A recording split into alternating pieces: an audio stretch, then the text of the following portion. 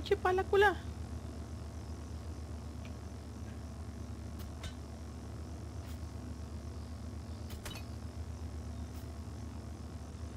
No inventen.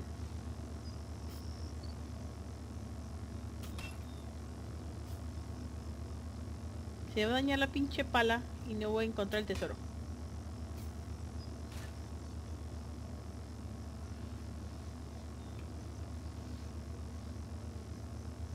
No puede ser.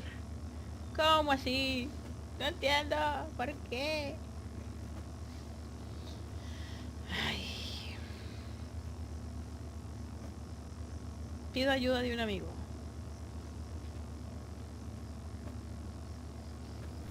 Inventario. Entonces no sirvió el pinche coso este. Me trepé hasta aquí, hasta la quinta porra. Hice todo eso. Y la pala no sirvió. Ah, genial. Vamos a ver. Entonces. Ah, buggy. A ver, espérense, ¿por dónde salimos acá? Va a ser así. Ah, no. Entonces por aquí no puede ser. Mejor por acá. Cuidado, oveja. Quita. Apártate de mi vista.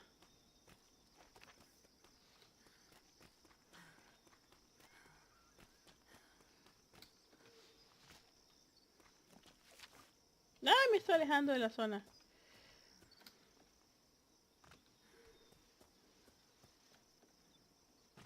Regresa, maldición.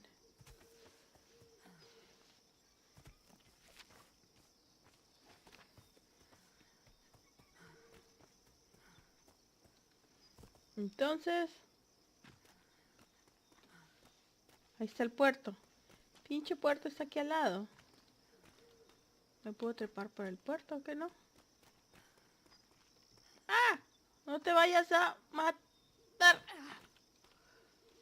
Así como te estás matando ahorita.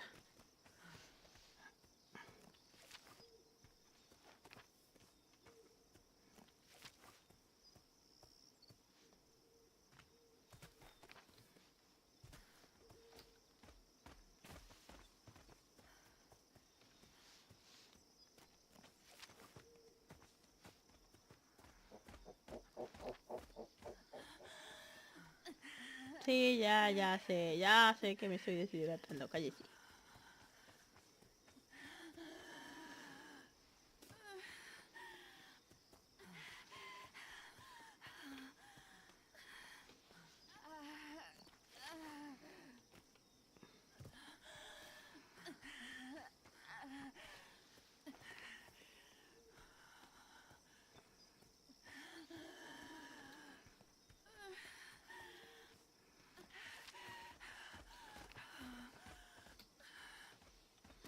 Ya joven, no sea dramática.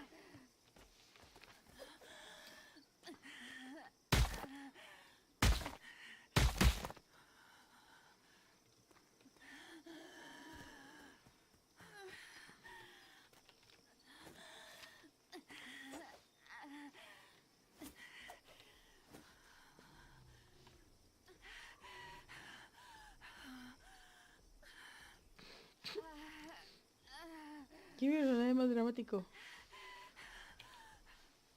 Ya, parece.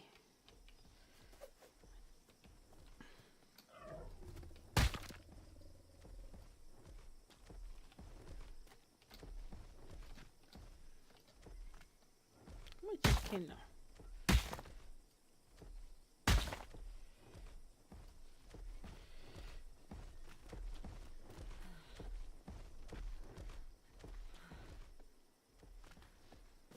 Vamos al barco a traer unas 20,000 palas.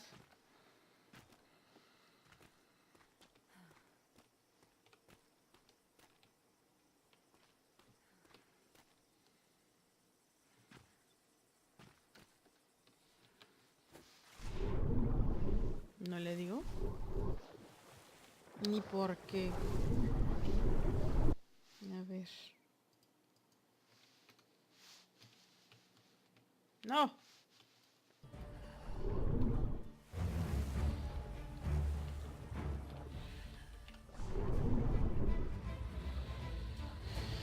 Pues cuántas palas.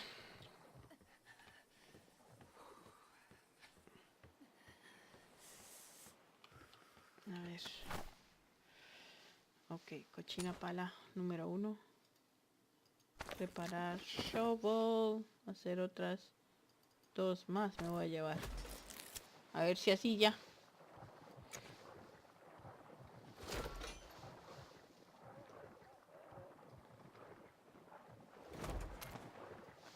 Uy, con 3 palas basta y sobra. No tengo que hacer más, ¿no? Sí. Ay, ay, ay. A ver, preparémonos otra vez. A ver, a ver, a ver. Va de nuevo. Ok.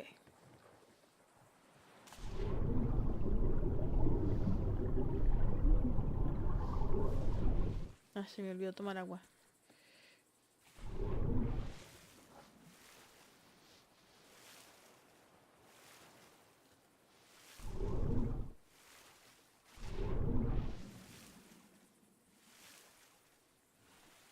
A ver, ¿será que aquí hago? No, aquí va a estar depleted. Sé que sí. Ah, sí. Depleted. Ok.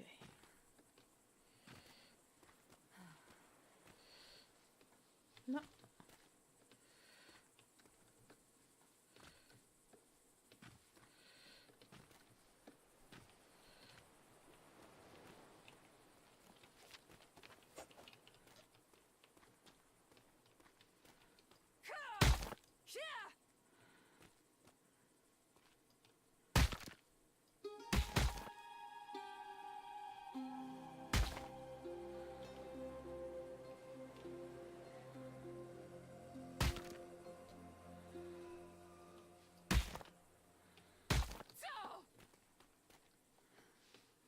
Tanta cosa.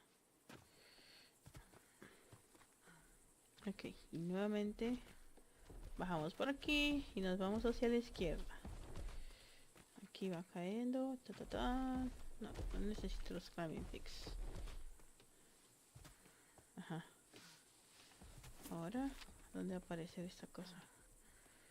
Pensé que era un lobo, pero no es así, no es un lobo. Vamos para allá. ¿Es hacia allá? Ah, sí, sí es hacia allá.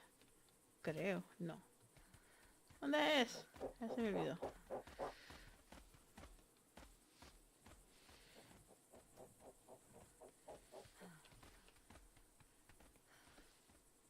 Porque se ve la zona diferente. ¿Dónde estoy yendo yo? Ah, es para allá. Ah, ahora tengo hambre.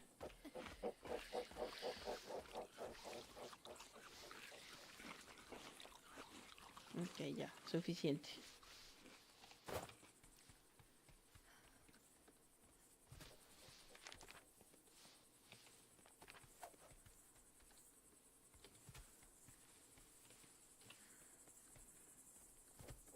¿Dónde era que era? Aquí está eso. Ah, hacia allá. Creo. A ver. Ah, ya lo vi, ya lo vi, ya lo vi. Otra vez. Entonces, me voy con el shovel. Llego allá.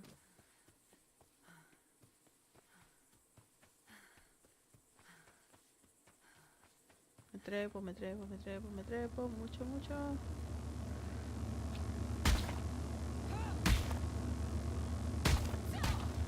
Ajá. Vamos por aquí otra vez. A ver. Primera persona. Arriba, arriba. Ajá. Ajá. Listo. Aquí estamos otra vez. En este hueco. ¡Ah! Este. Ahí. Hola. Puede que sea más de este lado que el otro. Así que... ¡Otra vez! ¿Cómo tragas, hija? A ver. Come, come, come, come, come, come, come, come. Y ya se te va a acabar el agua también. Ok, ahí.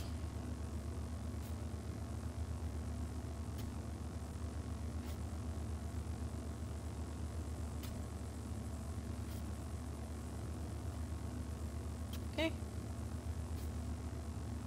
¿Suerte o qué? ¿Eso es de suerte o cómo?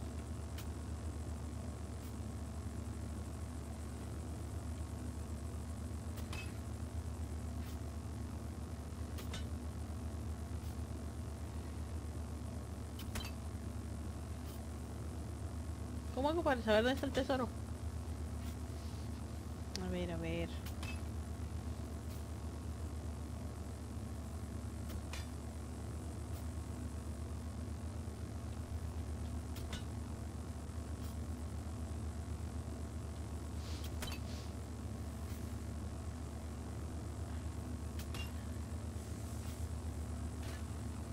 Ahora me dio frío. Yo voy a preguntar para no regarla. A ver. Oye, a Y no ver. me hizo caso. ¿Qué Hello. pasó? Hola, buenas noches. Es una Bueno, preguntota. What's Dime. up? ¿Dónde es? Ya estoy, digamos, enfrente del tesoro, ¿vale? Enfrente del... Estoy intentando agarrar un tesoro. Estoy enfrente de donde está la luz. Estoy debajo donde está la luz. ¿Dónde cabo? ¿Qué tengo que hacer? Exactamente donde está la luz. Pero es que está bien grande el espacio. En el centro. El centro, la mitad del medio. Sí, pero van a salir NPCs. Pero ya Oh, mataste a sí. dos. No, no, Sí, no. Están las luces ahí, pero no sé por qué. Entonces se bugueó. Aléjate Ujú. y vuelve a intentarlo. O sea, pero aléjate de que regresa. Vete muy muy lejos y luego regresa. lo que A puedes veces hacer se es buguea. retirarte un poco. Si no estás muy lejos de tu barco, puedes retirar, te matas y te regresas por tu cuerpo. Ya Sí. lo hice. Eso es lo que yo hacía. Ah, no, pues entonces sí estás muy bugueada. Sí, a veces Porque sí. pasa. Qué sad. Ahorita Por- estamos haciendo un castillo y un schooner para ir a ver una piedra de poder. Ustedes Pero y no sus sabemos qué piedras de estamos poder. explorando. Ustedes y ¿Cómo? sus piedras de poder.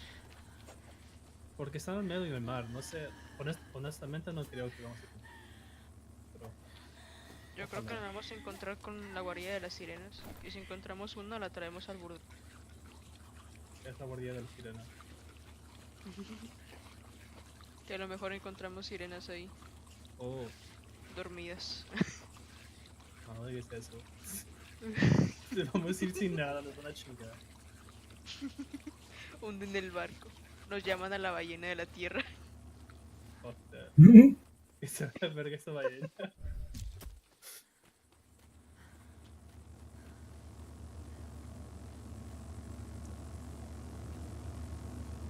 Ok, maldita pedazo de engendro. Uy, casi me voy en la madre otra vez. Entonces, sin necesidad ¿cómo te digo? Para poder clamear el tesoro o pegar en el tesoro, tengo que primero matar a bichos. Sí, Primero, sí, tienes que matar a los... Con ¿cómo les razón no decía sale. Yamato? A los condenados que lo cuidan. sí. Y también tienes que traer. Si estás solita, vas a ocupar fire arrows. Ujú. Pero es uno bien, bien chafa. Igual, te pueden matar porque salen arqueros, salen guerreros de 2 manos y de 1 mano. Sí. Maldito. Y si te alejas mucho, se regresan a la tierra y tienes que volver a empezar. Yeah. Por eso es que normalmente vas en grupos de 2 o 3 o más.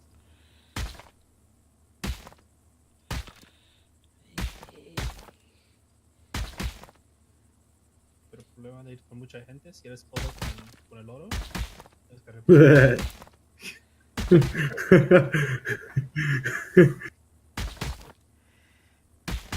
Ok.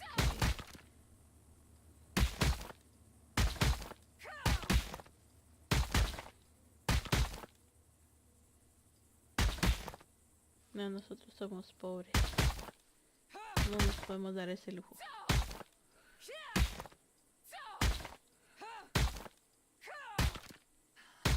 Cádeme. Hacia arriba entonces.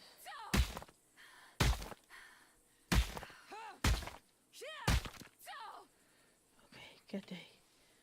Oh, fuck, vamos a ocupar aceite. Para el diving suit. Para el diving suit. Solo que nos tiren así más de cuadrado.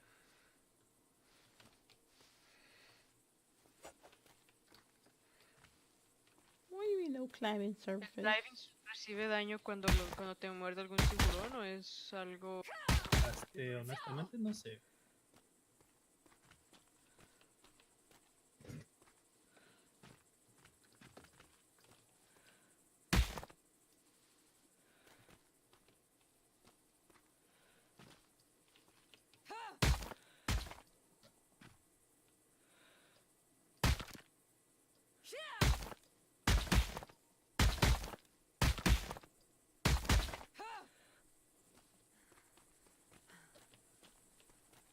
No, aquí te enviaron delfín.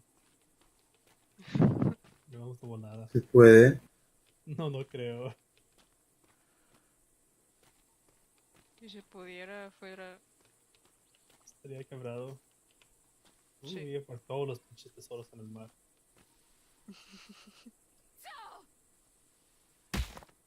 Como en Ark, corren rapidísimo los pinches. Sí. No sirven para atacar, pero para correr, muy bien. El managram que pusieron después. Oh, en sí, lo extinción. miré. Sí, súper Ah. rápido también bajo el agua. Sí, fuck. Está ok esa chingadera. Me gusta.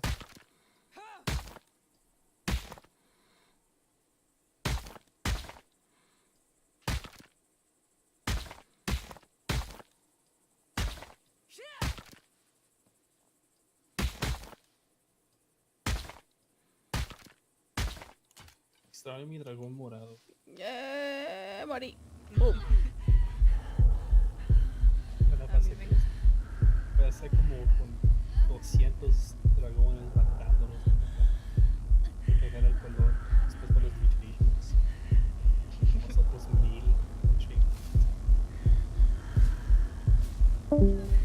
Yo una vez, para que saliera con color un rock track, como estaba el mod de S Plus, le puse el mutador porque ya estaba harto de estar agarrando huevos y que solo me saliera de un color todo caca. Sí, yo también estuve diciendo, ¿por qué se ocupa el mutator? Ayuda, porque así no. Pero todavía con el mutator todavía no ayuda, pero es todo que mejor. Ah, la monda. No me pagan suficiente para esas caídas. Pero te dije que te tires. Yo no te dije que te tires y se tira.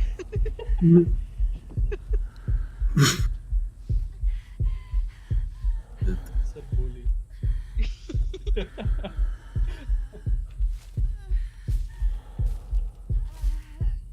Ay, estás loca.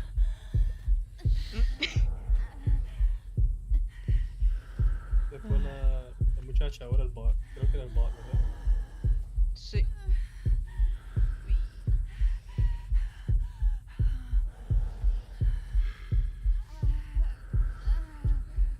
Ya casi, chicos, ya casi. ¿Andan haciendo un castillo de verdad ustedes? Sí. Sí, pues acá anda. Entre nosotros dos estamos haciendo las escaleras apenas. No chingues. Pues qué tan alto es. Es altísimo la pinche cosa. ¡A la verga! No, pues sí está altísimo.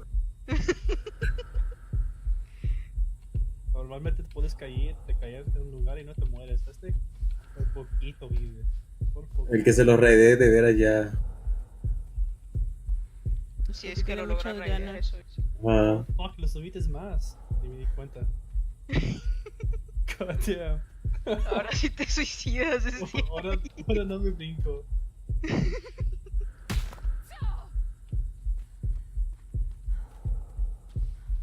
que hay que llegar a esa piedra. A donde puso Ben en su casa. Su casa que se va a quebrar. Sí, su casa va a dejar de Ya no existir para... chingue esa casa, es una pinche maze. No sirvió para nada este Me maldito. perdí como, Es no un sé. dungeon esa casa. Y sí, estuve corriendo y corriendo en círculos y dije, pues ¿en dónde estoy? Yo nada más sé que abrí una puerta y vi unas escaleras y subí. Si yo hice eso, me subí y dije, no, va a estar abajo. Y me bajé y di una vuelta y había como 5 puertas. Dije, pues ¿cuál abro?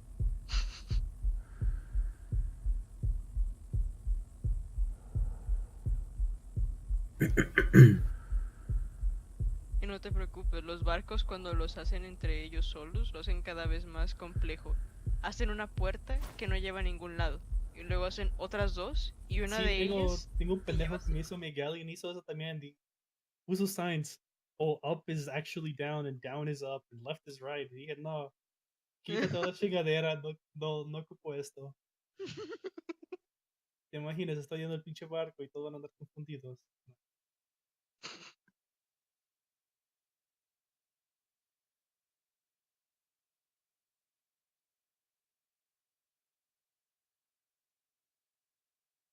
Que poner esta historia de la televisión.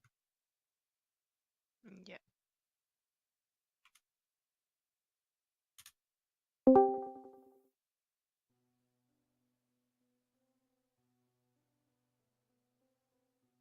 Ay, hijo de tu There's no puta madre. interesting backstory.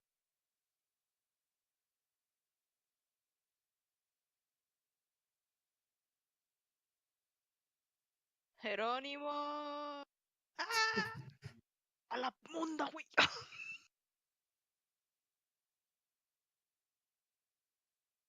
Me quedé a 12 vidas. Poquito más alto, como otro story or two. Para que se termine bien. Seen on regular television before. No sane person would ever air some of the shit that I've seen this thing put on for me. When I brought it home this afternoon, I spent some time screwing around with it. Siento que me estás As one robando la does when they madera. buy new electronics. Mm. Hooking up the cable, making sure my fire stick was working alright. Ando regresando y regresando otra vez a las pinches But there was blank one thing y that caught my no me eye. alcanzan. Ni para tres. You know how every television has a source menu that brings up a series of Yo options? nada más voy por los pilares. The auxiliary, USB, HDMI 1, HDMI 2, and all that stuff. This new TV of mine has all of that. But there's one other extra source that I've never seen or heard of before. It's not mentioned in the manual at all, and I can't find anything online that can tell me what it is. There's no given name for this source, as the menu on the TV simply refers to it as a picture of 5 vertical lines. When I first selected the source, it took me to something that seemed like cable television, but it was nothing of the sort. ¿En serio? There were channels, yes, but I'm not talking about TNT or AMC or any of that.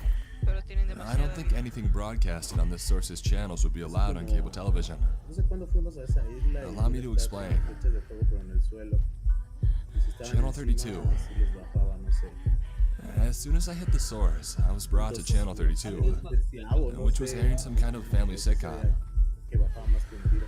I let it play as I started Googling an explanation for this extra source, trying to figure out if this was perhaps a manufacturer error or something similar.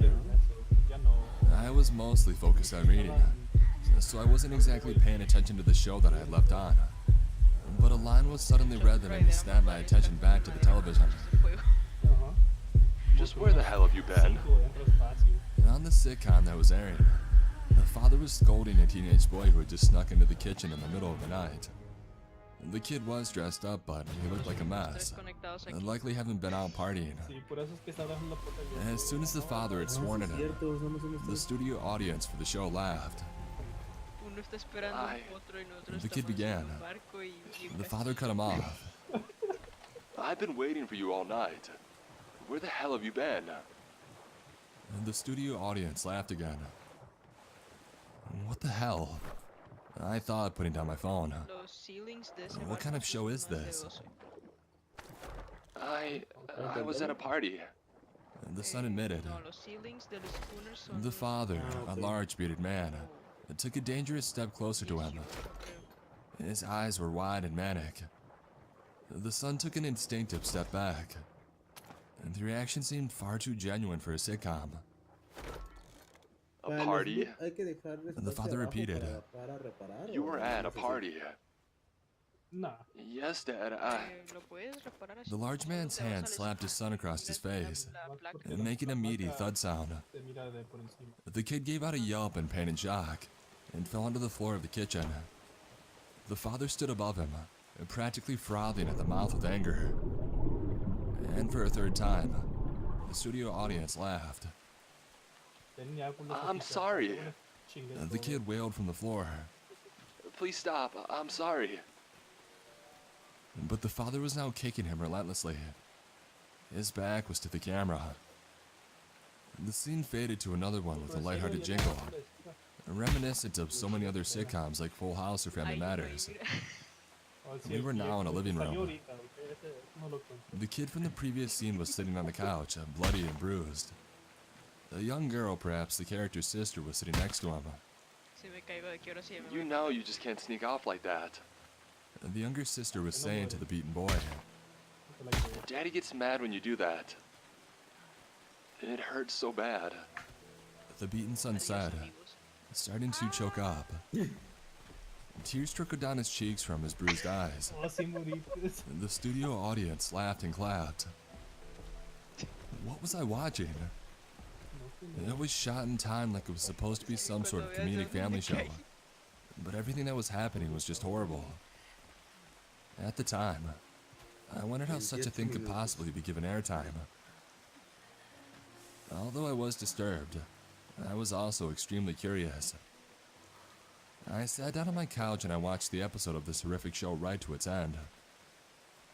There was maybe 5 minutes left in the episode, and all it consisted of was the two siblings crying and admitting that they wished they could escape their father.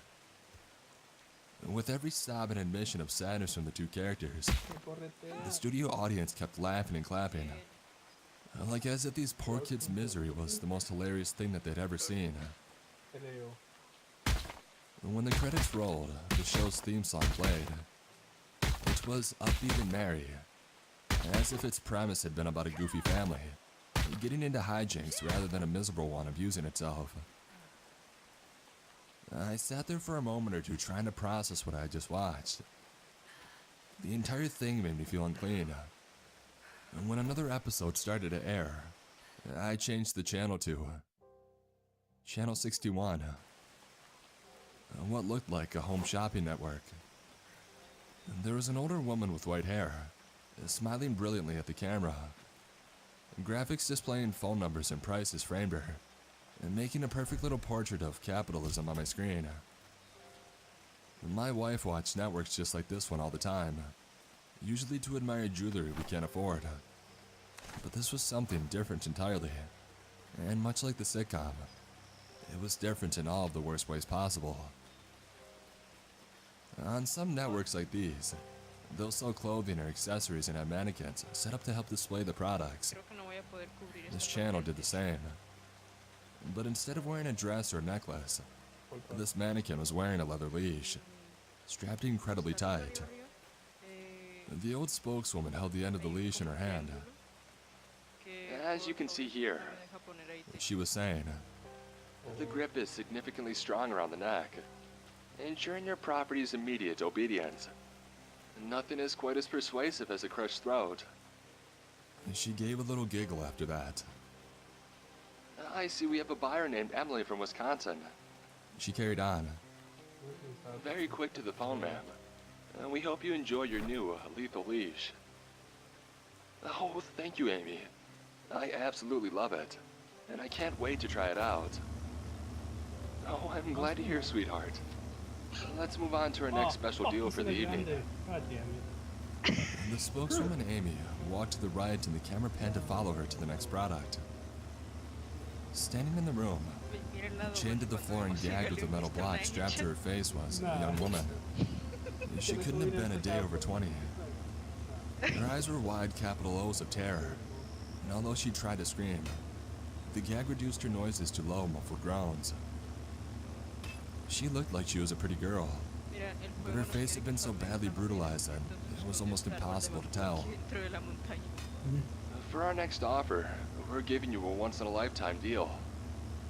Not only will you receive this lovely product, Amy stroked the chain girl's hair, but you will also get your own set of lethal leashes for free. The variety pack includes leashes in a variety of different colors and designs, so you'll have the perfect one to match your product. Call in now and take advantage of this incredible deal. What should have been a phone number came up on the screen, Pobre but instead of Bene, pero numbers, su casa ya it was valió just a madre. bunch of symbols that I'd never seen before. The shot Se la faded to estoy briefly rayando. show off the variety pack of bright-colored yet painful-looking leather straps, before fading back to the young woman's terrified face. Amy suddenly exclaimed, Wow, that was fast. The caller is Ted from Brooklyn. Congratulations, Ted. We hope you enjoy your new product. a low, raspy voice said on the speakerphone. She looks just like my ex-girlfriend. So do I intend to enjoy using her.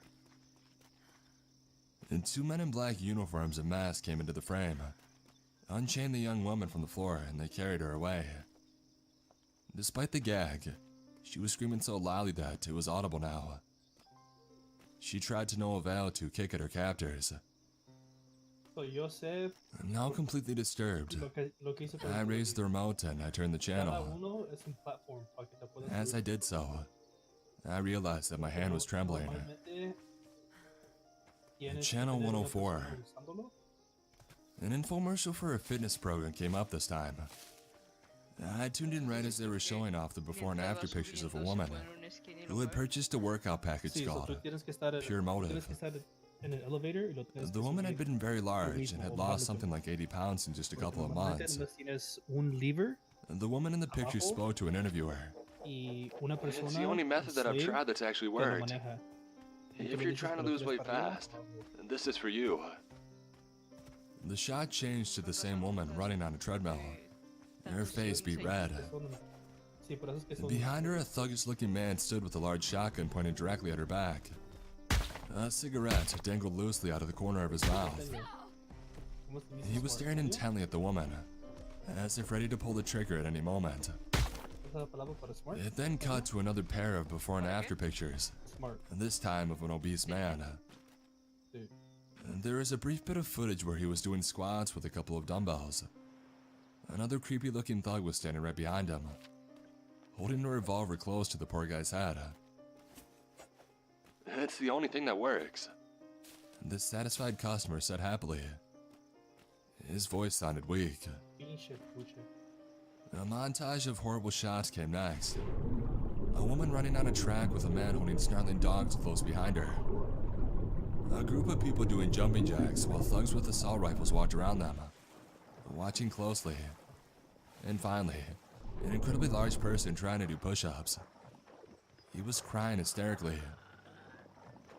A voiceover said condescendingly, There is no room for laziness when it comes to pure motive. the large man was no match against gravity and fell flat upon his face. As soon as he did, he screamed. No, no, please. 4 men came into frame and started to kick the shit out of him. They went on for what felt like forever, until the guy was spewing blood and teeth out of his mouth. Quebró el pinche gancho. One of the 4 thugs went off frame, and then came back with a sharp-looking machete.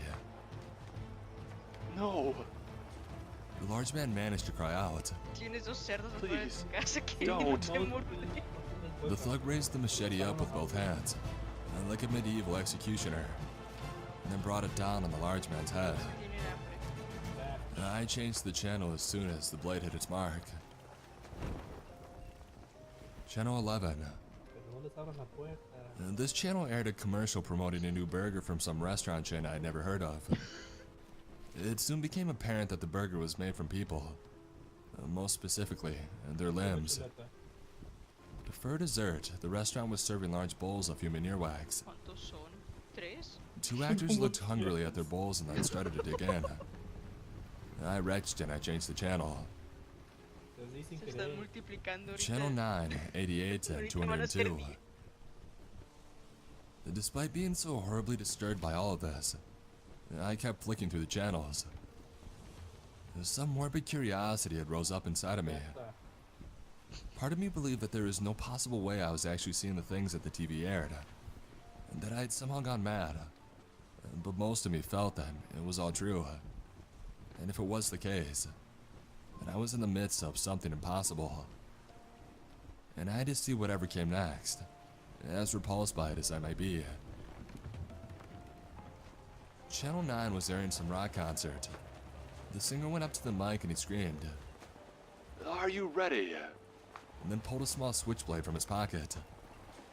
With a click, the blade sprung out of its handle and the singer brought it right into his face, over and over again. A shot of the crowd showed they were all doing the same, some with knives of their own, others with shards of glass. They all seemed to be enjoying it. Channel 88 had a game show that launched terrified people at a brick wall using catapults. I got the gist of it quickly, and again, I changed the channel. I flipped past channel 202 as quickly as I could, because it freaked me out quite badly. It was footage of a bare-walled room with a young woman sitting in the middle of it. She was staring at the camera. At me, I thought immediately. With eyes that were small but had humongous sockets. It looked like some sort of horrific insect-human hybrid was staring through me. Channel 76. This channel had a wildlife show, but it was displaying all sorts of horrific animals that do not exist on this planet. Tall canine-looking creatures with stilt-like legs preyed upon a car-sized slug. The slug had 2 hands, each with about 10 digits, that slapped uselessly at its assailant. There was a narrator for the show, but just as he had started, As you can see, there is no hope here for this useless goddamn creature. he was suddenly interrupted by a chorus of death rattles. That sound unnerved me greatly. I changed the channel. Channel 132. Another infomercial. And this was for a product that was literally just chocolate-coated human feces. No, When I watched one actress gleefully take a bite and happily sigh as if she were savoring the flavor, I had to quickly change the channel and then rush to my bathroom to vomit. Channel 303. Creo que As I no. crouched above my toilet, Creo que es como hurling and heaving, que después de un ratito a sound de suddenly came from the estar TV. ahí esperando pasivamente empiezan a aparecer Hey, I looked up from the toilet bowl. hey, It continued. The voice was eerily familiar. hey, you. Yeah, you.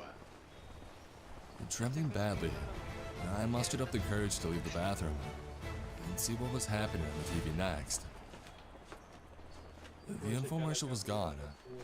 The channel had changed to 345, despite the fact that I hadn't touched the remote. This particular program featured only one star performer. Me. Or at least some horrible copy of me. I was in the same room as the monstrous woman from Channel 202. She was gone, and I was sitting where she had been. And this copy was looking at the screen, same as the woman had done before, and was crying. In its lap there was a long black cord, with multicolored wires sticking out of the end. Creo que se durmió Wicho. Help me. The thing was saying, Se me cayó, sí, se me Please, pareció como muy Help calladito. me. it brought the cord up to its face, Hijo de la verga, holding it in con both esta hands. wea. Que ya Help vale me, madre el please. potro, mejor me duermo. It said again. It opened its mouth and in went the cord, Pero le dijeron, and the sharp wires cut around the copy's lips. And the expression on that thing's face made it more than apparent that they were cutting inside his mouth as well. And blood poured down its chin. From behind its back, the copy pulled out 2 other large cords. Both of these were quickly shoved into his eyes. And the copy raised its head up to the ceiling of the room and it screamed, the cords dangling from its mouth. Although the camera had remained locked on the copy for the entirety of this, it was now starting to pan right, the direction from which the chords were coming. And the shot moved from my deformed other self and walked towards the white door, the bottom of which the chords were feeding through. A light shone on the other side of the door, and the entire TV screen seemed as bright as the sun as that door opened on its own. The channel changed on its own once more. Tenía hambre y The se- channel se dio soars. tiempo. What I was suddenly looking at was a wondrous display of whirling colors on the screen. Red, blues, greens all fading in and out of one another. An impossibly beautiful sight to behold. When I briefly took my eyes away from it, all the other colors around me seemed to be muted and dull. I fixed my eyes back on the screen and felt a rush of pleasure. The three hues were soon joined by more. Purples, yellows, and oranges. Una mota. I couldn't look away. Everything went numb. My body felt like it was melting and becoming one of those swirling clouds of color. This is the most beautiful thing that I've ever seen, I thought. And the most beautiful thing that I will ever see. Another thought came, an alien one. Was it worth watching everything else? Or was it worth it just to see this? Although my eyes were still glued to the screen, I felt myself frown. Had that been something that I thought, or something that had come out from the TV itself? It was almost a little bit of both. The alien voice kept on. Was it worth watching everything else just to see this? Yes, I said immediately. Yes, absolutely. Reds, purples, greens, and oranges. Would you keep watching? Would you keep watching to see it again? Colors. Oh God, so many colors. Was this the source? Was this channel, these swirling colors, the source of everything that I just watched? It most certainly felt like it. Would you keep watching? The source asked again. Would you explore all of those channels just to get back here? I didn't answer. Creo que eso está chido. My attention was still almost completely focused on the waving colors, Ocupo un chingo de madera. Here. Look, see. said the source. Lo bueno es que One by Phoenix one, tenía the colors faded away. un montón de I was now back looking at the room from channels 202 and 303. I was still sitting there, cords dangling out of my face like grotesque rows, Sí, sí, sí. but I was not alone. The tiny woman was there, as were dozens of men, women, and children that had been similarly disfigured. Join the others that kept watching. Watch with us. The source said. Watch with us. The people on the screen talked in unison, as if they were a part of a sermon. Watch with us. Watch with us. Whatever ecstasy I had felt from looking at the colors, it quickly sobered up and was replaced with fear. I hurried over to the television and I pulled its power cord out of the socket behind it. Shaking, I sat down on my couch. When I glanced at the clock in my living room, I was shocked to find that around 5 hours had passed since I had first put the TV on. Had I really been staring at those colors for so long? I've been sitting here for another hour, just looking at the blank TV and thinking. I plugged it back in, but have not turned it on yet. I keep fiddling with the remote. Would you keep watching? The programs this thing presented to me had been the most horrific things I'd ever seen on a screen. However, those colors had been the most beautiful thing that I'd ever seen on a screen. Aquí antes había como mucho bamboo. Would you keep watching? Nada. I mean, the remote's in my hand. The colors are just a couple awful channels away. agarrar fiber. Watch with us. I just might, honestly. This is not I good. just might.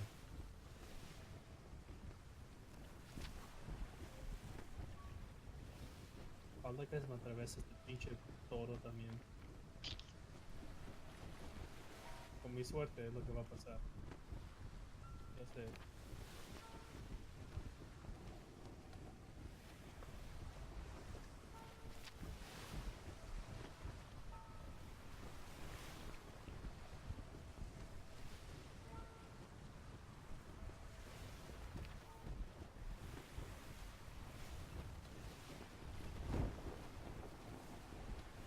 Fiverr siempre se...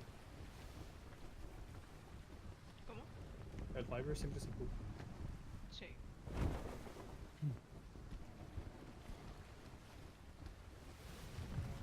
Y no escuché nada de esta película. Yo la escuché toda. Está buena. Oh, sí. Bueno, I'll put it in my fucking watch later. Bueno, pues me refiero. Está pendeja, pero está entretenida para mí. Para escuchar mientras uno está entre eso y escuchar el No, mar por eso este. por eso es que la puse, pero no, no lo No le puso cuidado. No. Pon otra, pon otra. Alright. De que de mataceras, De lo que sea fantasmas. de fantasmas. Let's hear ghost stories in ghost ships. Let's listen. Eso no te puedo prometer ghost shit. Ok. Pues pon algo en todo caso. What about search and rescue stories? Ah, ok.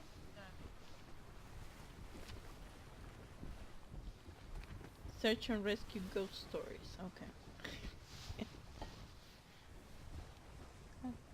También me gustan los de come on.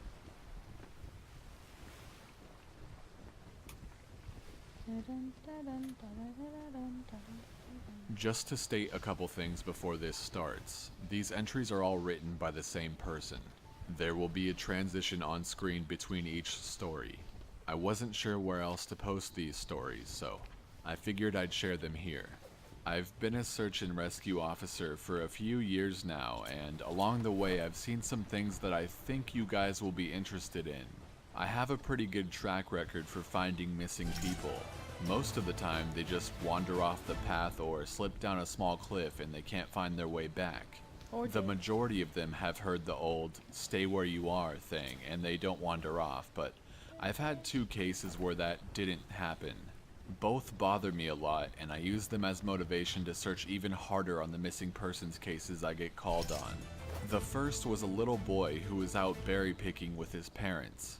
He and his sister were together, and both of them went missing around the same time. Their parents lost sight of them for a few seconds, and in that time, both the kids apparently wandered off. When their parents couldn't find them, they called us, and we came out to search the area. We found the daughter pretty quickly, and when we asked her where her brother was, she told us that he'd been taken away by the bear man. She said he gave her berries and told her to stay quiet, that he wanted to play with her brother for a while, and that's the last she saw of her brother. He was riding on the shoulders of the bear man and seemed calm. Of course, our first thought was abduction, but we never found a trace of another human being in the area. The little girl was also insistent that he wasn't a normal man, but that he was tall and covered in hair like a bear, and that he had a weird face.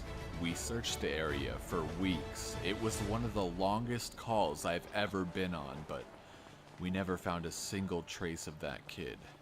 The other was a young woman who was out hiking with her mom and grandpa. According to the mother, her daughter had climbed up a tree to get a better view of the forest, and she'd never come back down. They waited at the base of the tree for hours, calling her name before they called for help. Again, we searched everywhere, and we never found a trace of her. I have no idea where she could have possibly gone, because neither her mother or grandpa saw her come down.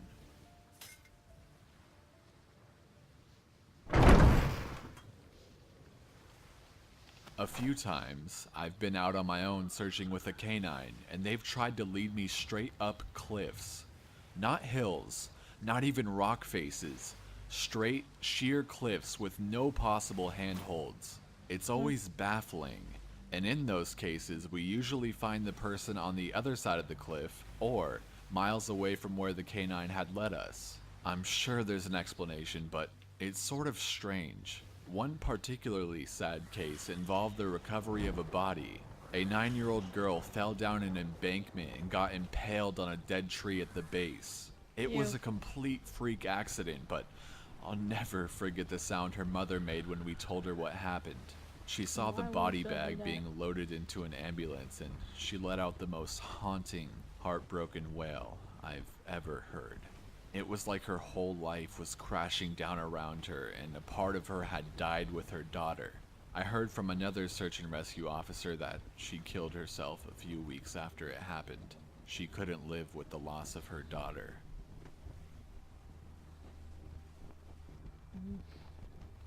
No, después de lo que le dijo.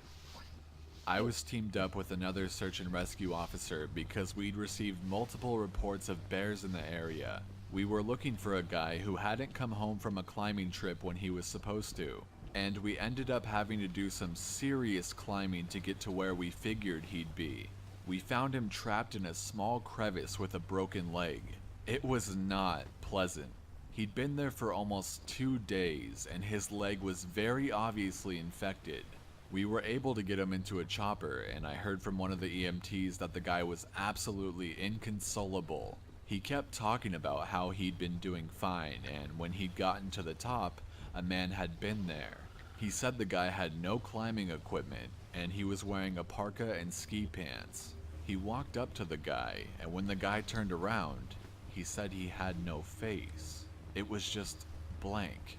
He freaked out and ended up trying to get off the mountain too fast, which is why he'd fallen. He said he could hear the guy all night climbing down the mountain and letting out the most horrible muffled screams. Ew. That story bothered the hell out of me. I'm glad I wasn't there to hear it. And you telling us? No. One of the scariest things I've ever had happen to me involved the search for a young woman who'd gotten separated from her hiking group. We were out until late at night because the dogs had picked up her scent. When we found her, she was curled up under a large rotted log. She was missing her shoes and her They're fake backpack, stories. and she was clearly in shock.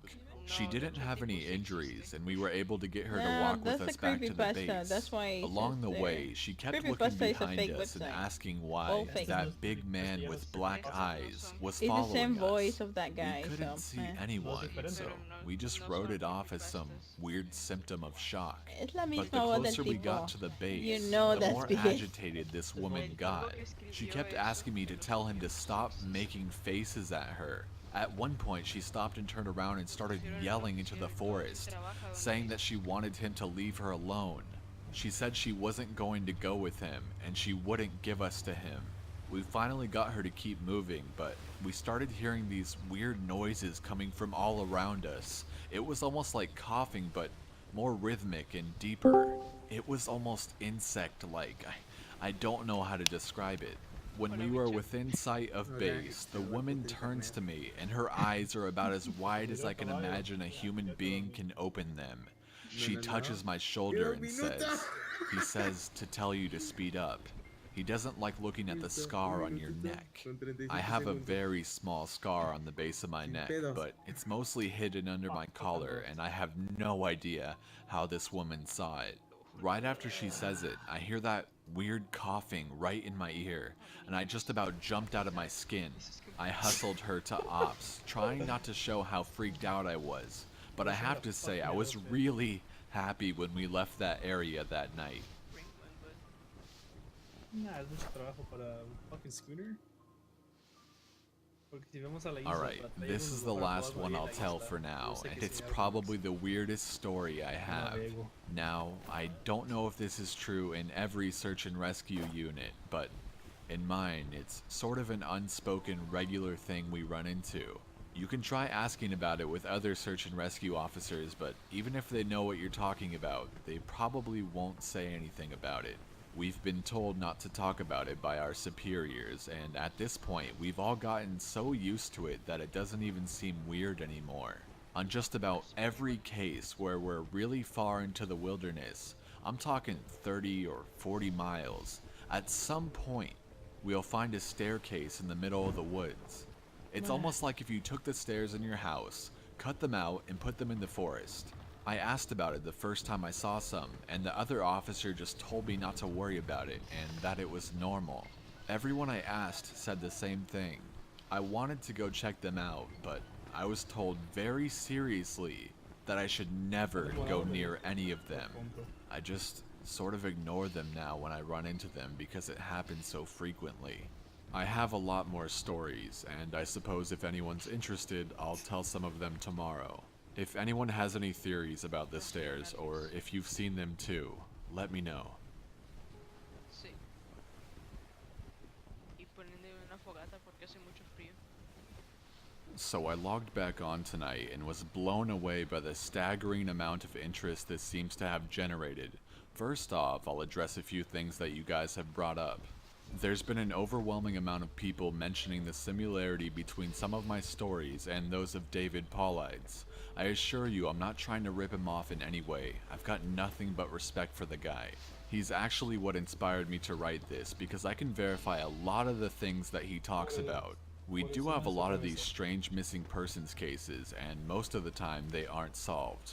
Either that, or we find them in places they have no business being in. I personally haven't been on many calls like that, but I'll share a few that I've seen, and a story my friend told me that relates to this. There was a lot of feedback about the stairs, so I'll touch on that briefly here, and I'll also include a story. They come in a variety of shapes, sizes, styles, and conditions. Some are pretty dilapidated, just ruins, but others are brand new. I saw one set that looked like they came from a lighthouse. They were metal and spiral, almost old-fashioned. The stairs don't go up infinitely, or farther than I can see, but some sets are taller than others. Like I said before, just imagine the stairs in your house, as if someone cut and pasted them in the middle of nowhere.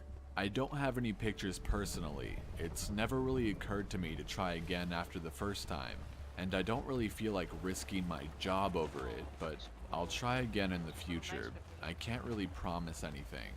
A few people expressed confusion about the guy who ran into the man with no face. Just to clarify, when the climber ascended and reached the top of this peak, he saw another man in a parka and ski pants. This was the man with no face. Sorry about the confusing wording of that story. I'll try to avoid that in the future. Alright, now on to the news stories. Prendere más fogatas porque se va a morir. As far as missing persons go, I'd say about half the calls I get are related to that. The others are rescue calls, people who fall down cliffs and hurt themselves, get injured by fire. You wouldn't believe how often this happens, mostly drunk kids. Get bitten or stung by animals or insects. We're a tight team and we have veterans who are excellent at finding signs of lost people. That's what makes these cases where we never find any trace of them so frustrating. One in particular was upsetting for all of us because we did find a trace of them, but it just led to more questions than answers. An older man had been hiking alone on a well-established trail, but his wife called to say that he hadn't come home when he should have. Apparently, he had a history of seizures, and she was worried that he hadn't taken his medication and had suffered one out on the trail. Before you ask, I have no idea why he thought it was okay to go out alone, or why she didn't go with him. I don't ask about that kind of thing because past a certain point, it really doesn't matter. Someone is missing, and it's my job to find them. We went out in our standard search formation, and it wasn't long before one of our vets found signs that the guy had gone off the trail. We grouped up and followed him, spreading out in a fan to make sure we were covering as much ground as possible. Suddenly, a call comes over the radio telling us to all head back to the vet's location, and we have to come right away. Because this usually means the missing person is injured, and we need a full team to help get them to safety. We meet back up, and the vet is just standing at the base of the tree with his hands on the side of his head. I ask my buddy what's going on, and he points up into the branches of the tree. I almost couldn't believe what I was seeing, but there's a walking stick dangling from a branch at least 30 feet off the ground. The little strap thing on the handle has been looped around the branch, and it's just hanging there. There's no way the guy could have tossed it up that far, and we don't see any signs that he's still in the area. We call up into the tree, but it's obvious no one's in it. We're all just sort of left scratching our heads. We keep searching for the guy, but we never find him. We even bring our canines out, but they lose his scent long before the tree. Eventually, the search is called off because there are other calls we have to attend to, and past a certain point there's not much we can do. The guy's wife called us every day for months, asking if we'd found her husband, and it was heartbreaking to hear her get more and more hopeless each time. I'm not sure why this call in particular was so upsetting, but I think it was just the sheer improbability of it. That, and the questions that were raised. How the hell did this guy's cane end up there? Did someone kill him and toss that up there as some weird trophy? We did our best to find him, but it was almost like a taunt. We still talk about that one from time to time. A fucking snake is trying to kill me. Missing kids are the most heartbreaking. Doesn't matter what the circumstances they go missing under, it's never easy, and we always dread the ones that we find deceased. It's not common, but it does happen. David Paulides talks a lot about kids search and rescue teams find in places that they shouldn't be, or couldn't be. I can honestly say I've heard about this kind of thing happening more than I've seen it, but I'll share one of the ones that I think about a lot that I witnessed personally. A mother and her 3 kids were out for a picnic in an area of the park that has a small lake. One is 6, one is 5, and the other is about 3. She's watching them all really closely, and according to her, she never lets them out of her sight at any time. She never saw anyone else in the area either, which is important. She packs their stuff up and they start to head back to the parking area. Now, this lake is only about 2 miles into the woods, and it's on a very clearly established trail. It's almost impossible to get lost from the parking area to it, unless you're deliberately going off the path like an imbecile. Her kids are walking in front of her when she hears what sounds like someone coming up the path behind her. She turns around, and in the 4 or so seconds she's not looking, her 5-year-old son vanishes. She figures he's stepped off the trail to go pee or something, and she asks her 2 other kids where he went. They both tell her that a big man with a scary face came out of the woods next to them, took the kid's hand, and led him into the woods. The 2 remaining kids don't seem upset. In fact, she says later that it seems like they've been drugged. They're sort of spacey and fuzzy. So of course, she freaks out, starts frantically looking around the area for her kid. She's screaming his name, and she says at one point she thinks she heard him answer her.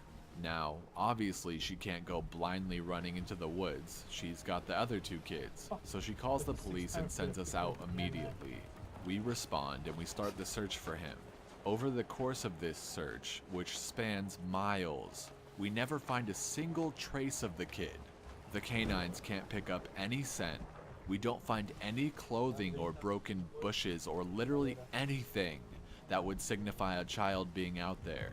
Of course, there's suspicion about the mother for a while, but it's pretty clear that she's completely destroyed by the whole thing.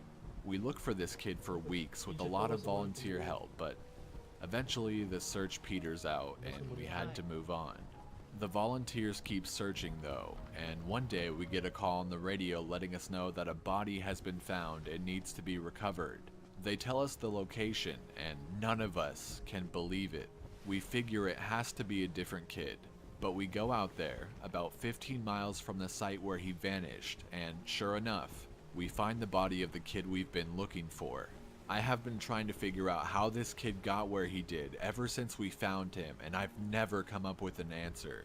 A volunteer just happened to be in the area because he figured he might as well look in places no one else would think to on the off chance the body had been dumped. He comes to the base of a tall, rocky slope, and halfway up, he sees something. He looks through his binoculars, and sure enough, it's the body of a little boy, stuffed in a little opening in the rock. He recognizes the color of the kid's shirt, so he knows right away that it's the missing boy. That's when he calls it in, and we're dispatched. It took us almost an hour to get his body down, and none of us could believe what we were seeing. Not only was this kid 15 miles from where he'd started, there was no possible way he could have gotten up there on his own. This slope is treacherous, and it's hard for even us to climb on it with our climbing gear. A 5-year-old boy had no way of getting up there, of that I'm certain. Not only that, but the kid doesn't have a scratch on him. His shoes are gone, but his feet aren't damaged or dirty, so it wasn't as if an animal dragged him up there, and from what I can tell, he hasn't been dead that long. He'd been out there over a month by that point, and it looked like he'd only been dead for, at most, a day or two. The whole thing was unbelievably strange and was one of the most disconcerting calls I've ever been on. We found out later that the coroner determined the kid had died from exposure. He'd frozen to death, probably late at night 2 days before we found him. There were no suspects and no answers. To date, it's one of the weirdest things I've ever seen.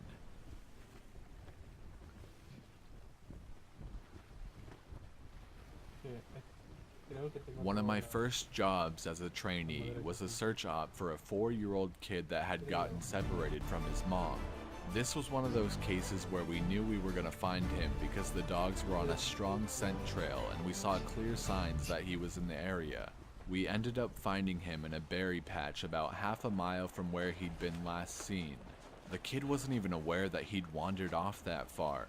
One of the vets brought him back, which I was glad for because I'm not really good with kids, and I find it hard to talk to them and keep them company. As my trainer and I are headed back, she decides to take me on a detour to show me one of the hot spots where we tend to find missing people. It's a natural dip in the land near a popular trail, and people will usually move downhill because it's easier. We hike out there, it's a few miles away, and we get there in about an hour or so. As we're walking around the area, and she's pointing out places she's found people in the past, I see something in the distance.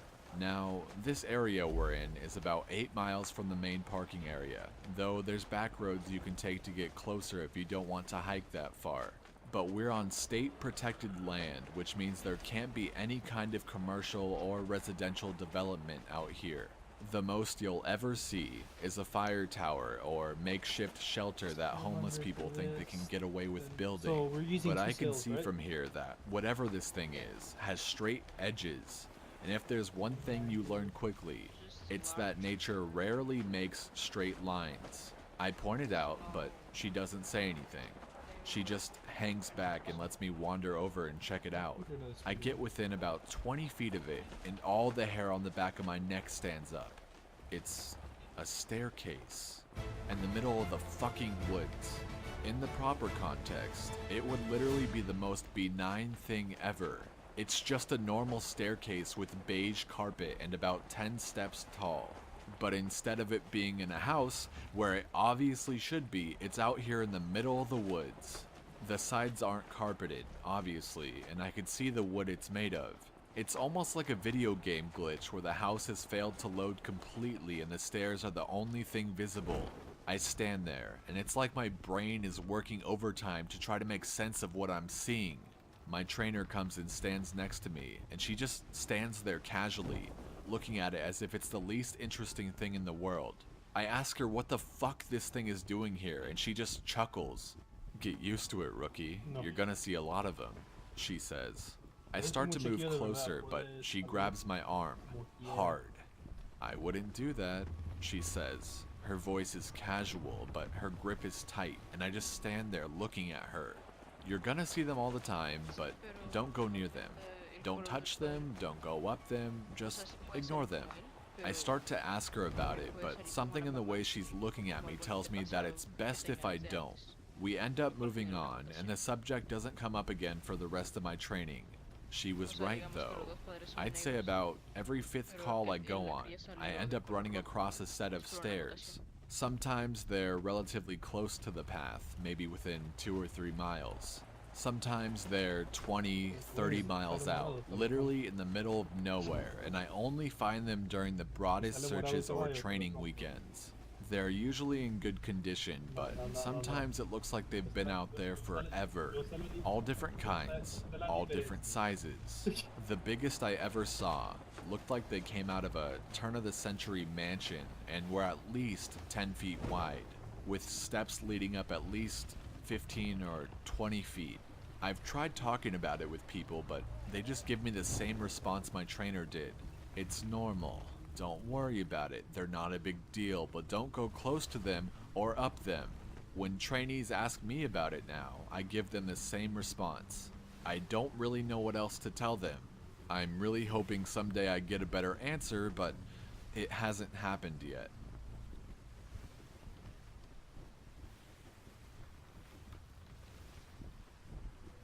This is another one that was less spooky and more sad. A young man went missing late in winter when, realistically, no one should be going that far out onto the trails. We close a lot of them, but some remain open year-round unless there's a shitload of snow. We didn't opt for him, but we had about 6 feet of snow on the ground. It was an unusually heavy snow year, and we knew it wasn't likely that we'd find him until spring when the thaw came. Sure enough, when the first big thaw came, a hiker reported a body a little ways off the main trail. We found him at the base of a tree and a pile of melted snow. I knew right away what had happened, and it scared the living shit out of me. Most of you who ski or snowboard, or spend any amount of time on a mountain, will probably have guessed too. When snow falls, it doesn't collect as thick in the areas beneath the branches. It happens most with fir trees because they have a sort of closed umbrella shape. So what you end up with is a space around the base of a tree that's filled with a mixture of loose, powdery snow, air, and branches.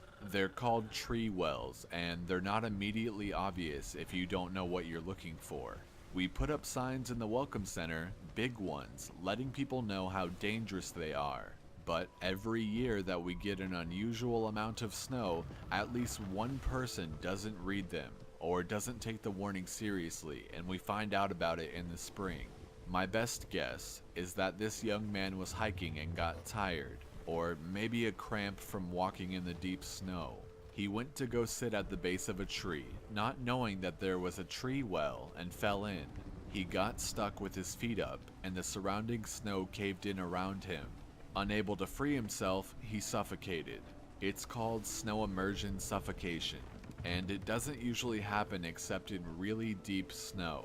But if you get stuck in a weird position, like this guy did, even 6 feet of snow can be lethal. What scared me the most was imagining how he must have struggled. Upside down, in the freezing cold, he didn't die quickly. The snow would have formed a dense, heavy pile on top of him, and it would have been literally impossible to get out. As it got harder to breathe, he would have known what was happening. I can't even imagine what he was thinking in his last moments.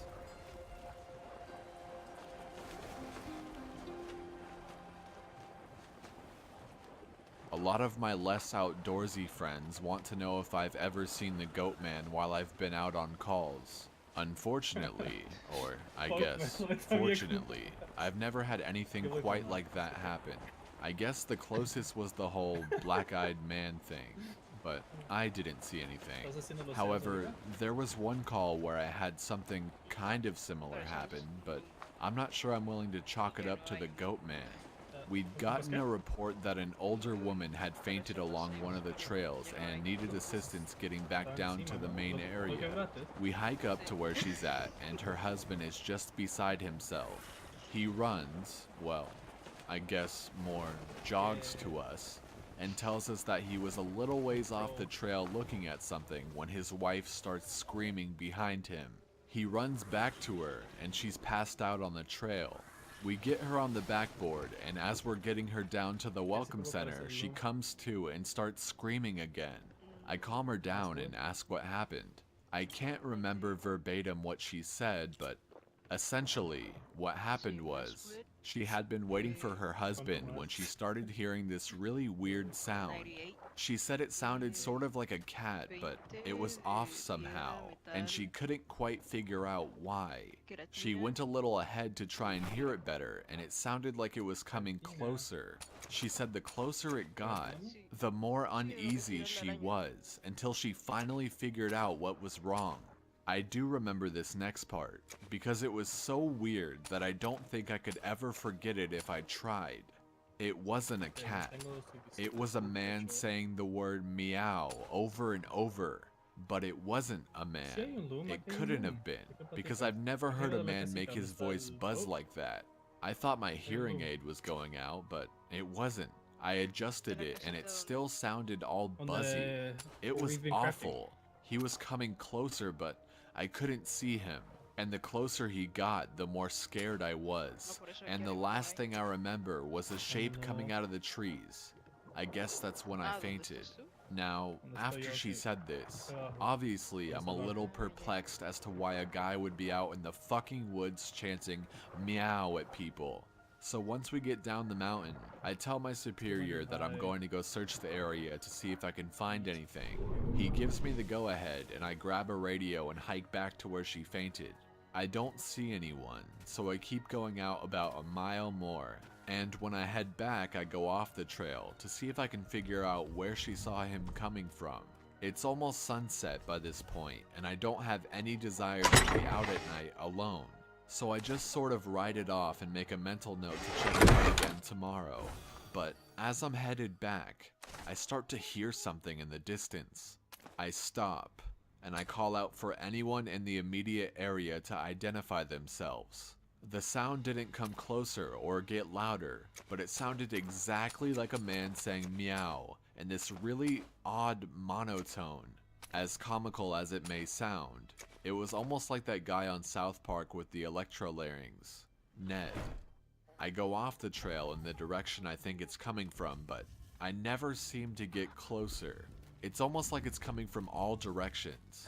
Eventually, it just sort of fades out, and I ended up going back to the welcome center. I didn't get any further reports like that, and even though I went back to that area, I never heard that exact sound again. I suppose it could have been some stupid kid out there fucking with people, but even I have to admit, it was weird. Since it seems like all of you would like to hear more, tomorrow I'll write as much stories as I can, and I'll include my friends' stories, and I'll see if I can get a hold of a few more people who might have interesting things to talk about. Melee is the daño que hace el animal. Well, once again, you guys have blown me away with your staggering amount of responses to my stories. There's no way I can respond to each of you individually, so I'm just going to address some common things again, and then I'll move on to the stories. I'm going to write as much as I can think of in addition to my friends' stories, and I will probably not update again until I get a chance to answer some questions that I have myself for my superiors. Alright, so the common questions I found you all had. No, I'm not comfortable talking about where exactly I work, unfortunately. In all reality, some of the things I've mentioned here could get me in a lot of trouble or fired, so it's best if I don't discuss too much. I will say that I'm in the United States, and in an area that is comprised of a great deal of wilderness. We're talking hundreds of miles of thick forest with a mountain range and a few lakes. There is still a great amount of interest in the stairs, and luckily for you guys, my friend has a story that I think you'll all be very interested in. I'll go into that more at the end of this update. As for whether or not I have ever thought of asking my superiors about them, I have, but again, I don't want to risk my job. However, one of my former superiors no longer works as a search and rescue officer, and it's possible that he may be willing to talk to me about it. I'll be speaking to him later in the week, and I will let you all know what comes of that. As far as advice on becoming a search and rescue officer goes, I think the best advice I can give you is to contact your local Forest Service office and see if they offer any training courses or what the qualifications are. I've been doing this for years, and I started out as a volunteer helping on search and rescue operations. It's a great job, despite the occasional tragic situations, and I wouldn't want to do anything else. Alright, let's move on to the stories now.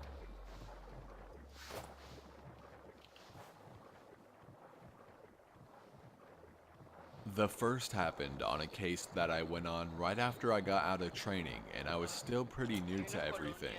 Before I took this job, I was a volunteer, so I had a basic idea of what to expect. But on those calls, you're mostly dealing with finding lost people after vets have found signs of them. As a search and rescue officer, you go out for all kinds of cases, from animal bites to heart attacks. This case got called in early in the morning from a young couple who were up on one of the trails that goes by the lake. The husband was completely hysterical, and we couldn't really figure out what was going on. We could hear the woman screaming in the background, and he was begging us to come up there right away. When we get there, we see him holding his wife, and she's got something in her arms. She's screaming these awful, almost animal-like screams, and he's sobbing.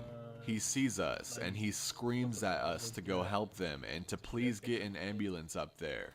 Now, obviously we can't just drive an ambulance up the walking path, so we ask him if his wife needs help or if she can walk on her own. He's still hysterical, but he manages to tell us that it's not his wife that needs help. I go over while one of the vets tries to calm him down, and I ask his wife what's going on. She's rocking back and forth, holding something, and just shrieking over and over again. I crouch down and see that whatever she's holding is covering her with blood. That's when I notice the sling on her front, and my heart sinks. I ask her to tell me what's going on, and I sort of pry her arms gently open so I can see what she's holding. It's her baby, obviously dead. His head is caved in on one side and he's covered in scratches. Now, I've seen dead bodies before, but something about this whole situation just hit me really hard. I have to take a second to compose myself, and I get up to go get one of the other vets who's standing by. I tell him that it's a dead kid, and he sort of just pats my shoulder and tells me that he'll deal with it. It took us over an hour to get this woman to let us see her kid. Every time we try to take him from her, she flips out and tells us we can't have him, and that he'll be okay if we just leave her alone and let her help him. But eventually, one of the vets manages to calm her down, and she gives us the body. We took it back to the med area, but when the EMTs showed up, they told us that there was never any hope of saving the kid. He had died instantly from the trauma to his head. I was good buddies with one of the nurses who met them at the hospital, and she told me later what had happened. Turns out, the couple had been walking with the baby in the sling, and they stopped because the kid was fussing. The dad takes the kid and is holding him, looking out over this little gully by the path. The mom comes to stand next to him, but she ends up stepping on a loose patch of soil and she trips. She falls into the dad, who drops the kid, who ends up falling about 20 feet down this little gully onto the rocks at the bottom. The dad climbed down and recovered the kid, but he'd fallen right on his head and was dead by the time they got there. The baby was only about 15 months old. It was a total freak accident, a series of events that coalesced into the worst possible outcome. Probably one of the more awful calls I've been on. Sí, y un montón de aceite. O no sé tanto aceite. I haven't seen a lot of animal bites in my time as a search and rescue officer, mostly because there aren't that many animals that come around the area. While there are bears in the area, they tend to stay pretty far away from people, and sightings are highly unusual. Most of the animals you'll see are the small ones, like coyotes, raccoons, or skunks. What we do see frequently, though, are moose. And let me tell you, moose are nasty fuckers. They'll chase after anything for any reason, and God help you if you get in between a female and its baby. One of the more amusing calls was a guy who'd gotten chased down by an absolutely massive male moose and was stuck up in a tree. Took us almost an hour to get him down, and when he was finally on solid ground again, he looks at me and says, "God damn, them fuckers is big up close." I guess that's not really a scary story, but we still laugh about that one.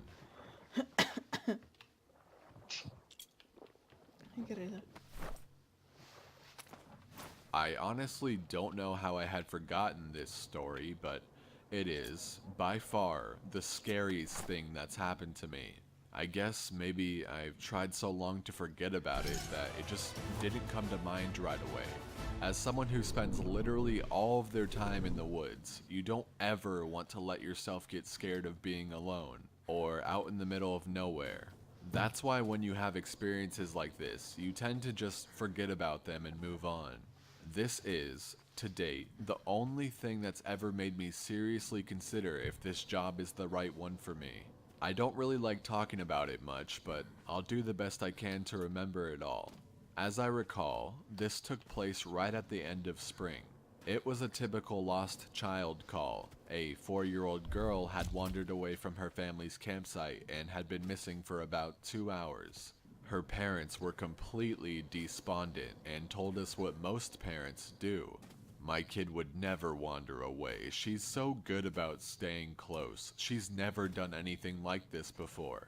We assure the parents that we'll do everything we can to find her, and we spread out in standard search formation. I was partnered with one of my good buddies, and we were sort of casually holding a conversation while we hiked. I know it sounds callous, but you do sort of become desensitized when you've done this long enough. It becomes the norm, and I think to a certain extent you have to learn to desensitize yourself in order to work this job. We search for a good 2 hours, going well beyond where we think she'd be, and we come out of a small valley when something makes us both stop in unison.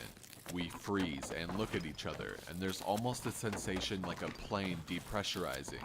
My ears pop and I have this odd sensation of having dropped about 10 feet. I start to ask my buddy if he felt that, but before I can, we hear the loudest sound I've ever heard in my life. It's almost like a freight train passing directly by us, but it's coming from every direction at once, including above and below us. He screams something at me, but I can't hear him over this deafening roar. Understandably freaked out, we look all around us trying to find the source of the sound, but neither of us sees anything.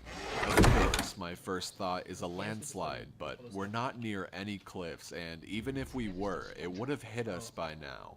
The sound goes on, and we're trying to yell to each other, but even standing close together, we can't hear anything but this sound. Then, as suddenly as it started, it stops, like someone flipped a switch and cut it off. We stand there for a second, perfectly still, and slowly, normal sounds of the woods come back. He asks me what the fuck just happened, but I just kind of shrug, and we stand there looking at each other for a minute. I get on the radio and ask if anyone had just heard the end of the fucking world, but no one else hears it, even though we're all within shouting distance of each other. My buddy and I just sort of shrug it off and keep going. About an hour later, we all check up on the radios, and no one has found the little girl. Most of the time, we won't search when it gets dark, but because we don't have any kind of lead on her, a few of us decide to keep going, including me and my buddy. We keep close together, and we're calling out for her every couple of minutes. At this point, I'm hoping beyond hope that we find her, because while I may not like kids, the idea of them being out all alone in the dark is awful. The woods can be intimidating to kids in the daylight. At night, well, it's a whole different beast. But we're not seeing any signs of her or getting any responses, and around midnight, we decide to turn around and head back to the rendezvous point. We're about halfway back when my buddy stops and shines his light to the right of us, into a really thick deadfall, or a group of dead trees. I ask him if he's heard a response, but he just tells me to be quiet for a second and listen. I do, and in the distance, I can hear what sounds like a kid crying. We both call the girl's name and listen for any kind of response, but it's just really, really faint crying. We head in the direction of this deadfall and go around it, calling her name over and over. As we get closer to the crying, I start getting this weird feeling in my gut, and I tell my buddy that something isn't right. He tells me that he feels the same way, but we can't figure out what it is. We stop where we are and call the girl's name again, and at the same time, we both figure it out. The crying is on a loop. It's the same little hitching sob, then wail, then quiet hiccup, repeated over and over. It's exactly the same every time. And without saying another word, we both take off running. It's the only time I've ever lost my composure like that, but something about it was just so incredibly wrong and neither of us wanted to stay out there anymore. When we get back to the rendezvous, we ask if anyone else has heard anything strange, but no one else knew what we were talking about. I know it sounds sort of anticlimactic, but that call fucked me up for a long time. As for the little girl, we never found a trace of her. We keep an eye out for her and all the other people who we've never found, but frankly, I doubt we'll ever find anything. Podemos abrir estas puertas. O si hay una abierta. Of all the missing persons calls I've gone out on, only a handful have ever resulted in complete disappearance, meaning no trace of the person and no body was ever found. But sometimes, finding a body just leads to more questions than answers. Here's a list of some of the bodies we've found that have become infamous in our team. A teenage boy whose remains were recovered almost a year after he vanished. We found the top of his skull, 2 finger bones, and his camera almost 40 miles from where he was last seen. The camera, sadly, was destroyed. The pelvis of an older man who had vanished a month earlier. That was all we found. The lower jaw and right foot of a 2-year-old boy on the highest peak of a ridge in the southern part of the park. The body of a 10-year-old girl with Down syndrome almost 20 miles from where she'd vanished. She had died of exposure 3 weeks after going missing, and all of her clothes were intact except for her shoes and jacket. There were berries and cooked meat in her stomach when they did the autopsy. The coroner said it appeared as if someone had been taking care of her. There were no suspects ever identified.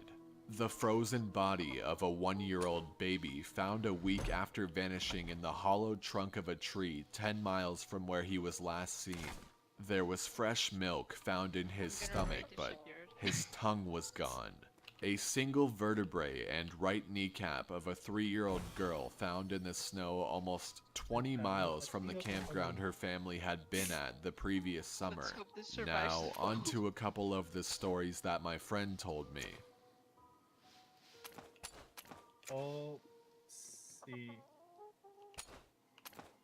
I mentioned to him that you were all interested in the stairs, and you're in luck.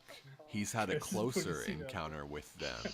Though he doesn't have an explanation for them, he does have a bit more experience with them than I do. My buddy has been a search and rescue officer for about 7 years. He started when he was a junior in college, and he had a very similar experience when he first encountered the stairs. His trainer told him almost the same thing mine did, which was to never go near, touch, or go up them.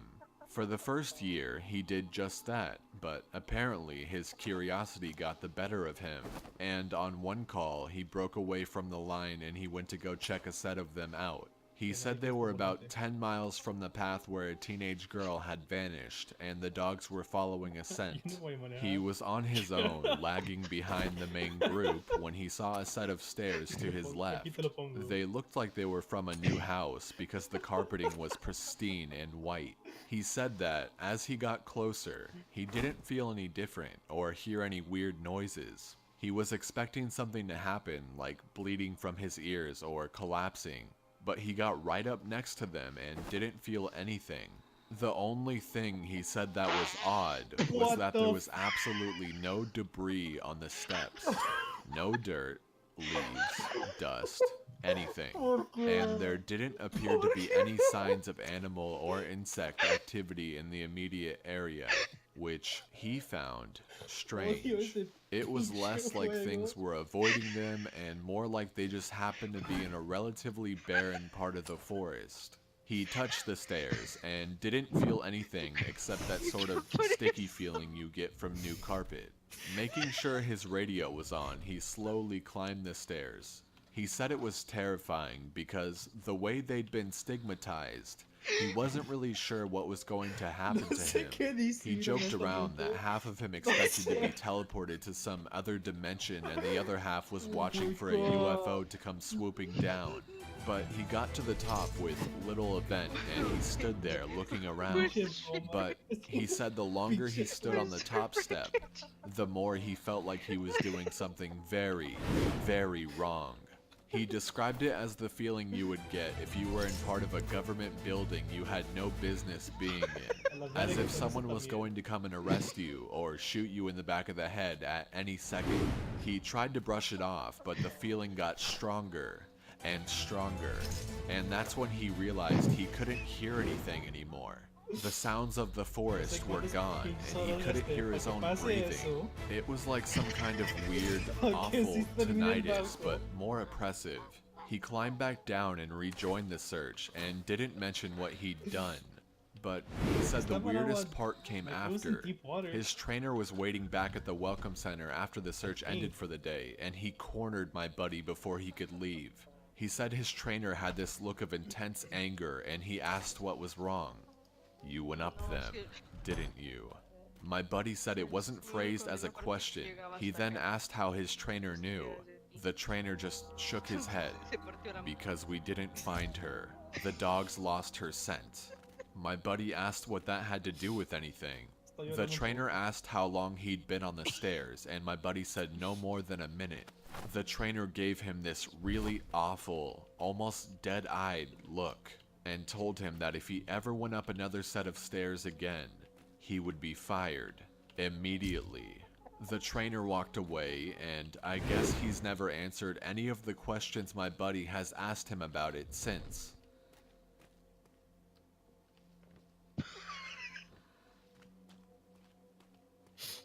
My buddy has been involved in a lot of missing persons cases where there's never been a trace of them found. I mentioned David Paulides, and my buddy said he can confirm that those stories are, for the most part, accurate.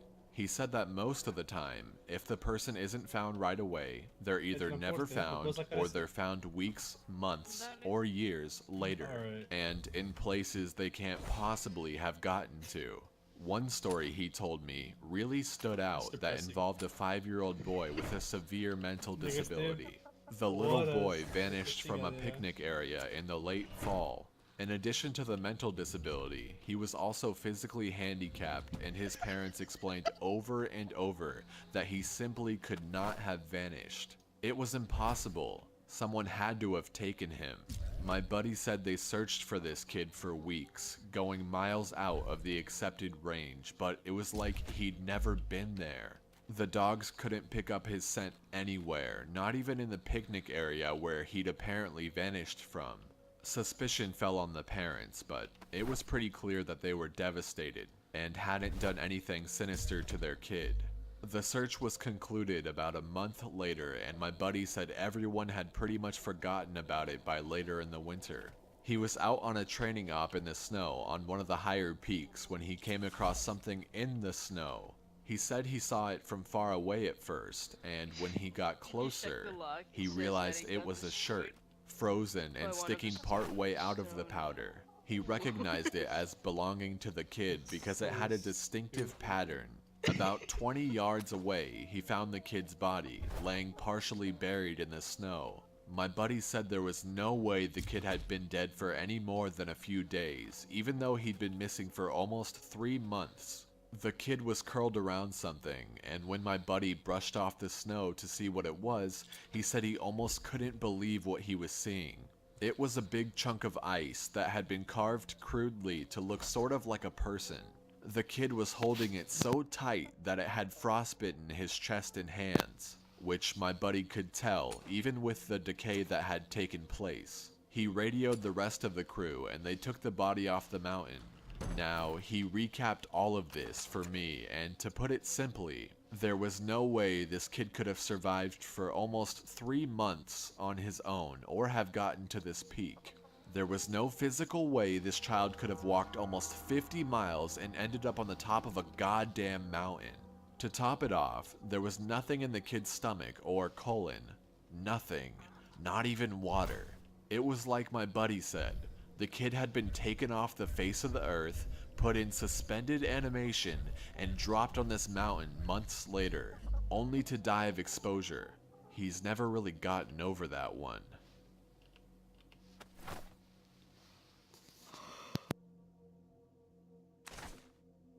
The last story I'll share from him was one that took place relatively recently, only a few months ago.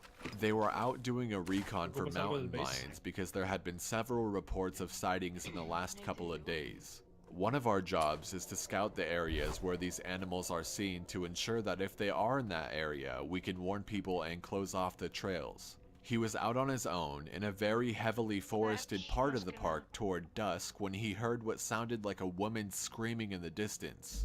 Now, as most of you know, when a mountain lion screams, it sounds almost exactly like a woman being brutally murdered. It's unsettling, but far from abnormal. My buddy radioed back and let Ops know what he had heard, and that he was going to keep going to see if he could figure out where its territory started.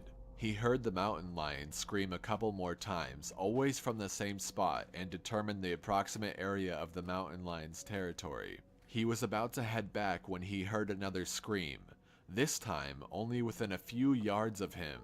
Of course, he freaks out and starts heading back at a much faster pace, because the last thing he wants is to run into a goddamn mountain lion and get mauled to death. As he got back on the path and started heading back, the screaming followed him and he broke into a jog.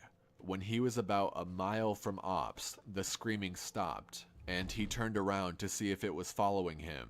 It was almost night by this point, but he said in the distance, just before the path rounded a corner, he could see what looked like a male figure. He called out to them, warning them that the path was closed and that he needed to come back to the welcome center. The figure just stood there, and my buddy started to walk over. When he was about 10 yards away, the figure took, as he described, an impossibly long step toward him and let out the same scream my buddy had been hearing. My buddy didn't even say anything. He just turned and sprinted back to Ops, never looking behind him.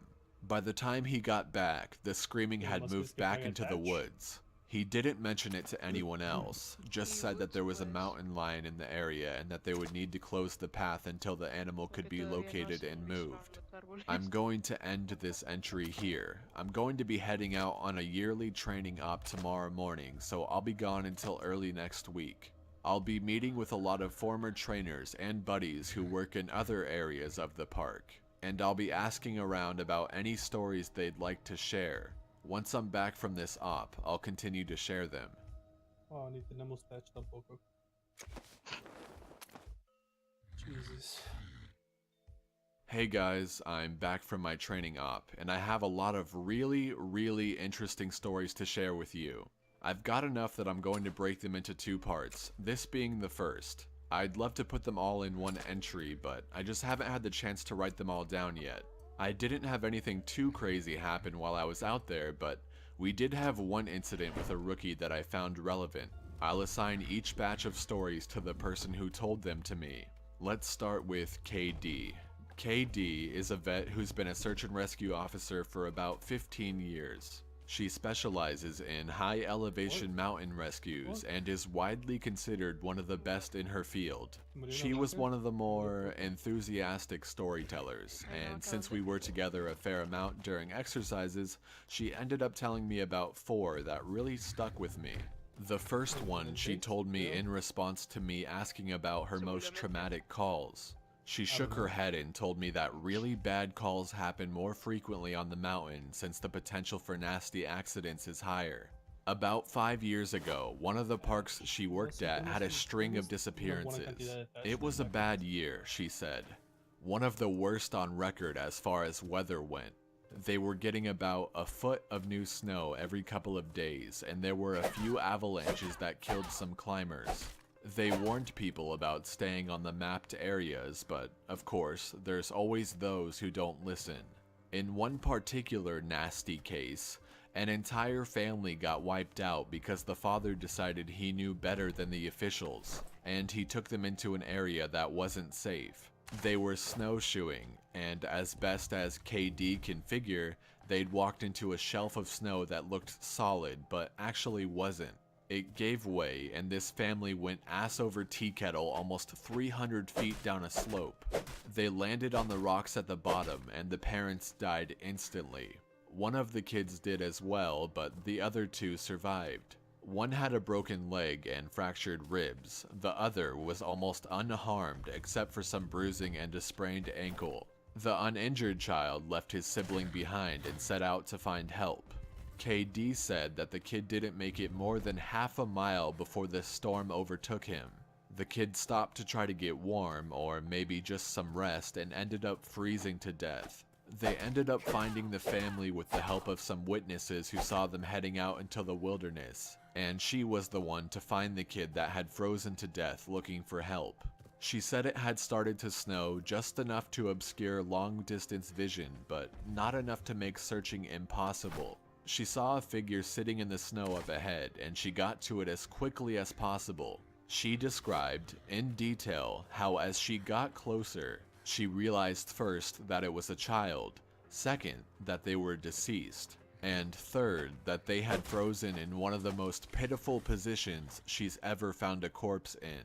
The kid was sitting upright, with his knees tucked up against his chest. His arms were curled around them, and his head was tucked up in his coat. When she moved the coat to look at his face, she saw that he had died crying. His face was twisted and the tears were frozen on his cheeks. She said it was painfully obvious that the kid was terrified when he succumbed to hypothermia, and as a mother, it broke her heart. She told me, repeatedly, that she hopes the father is burning in hell as we speak.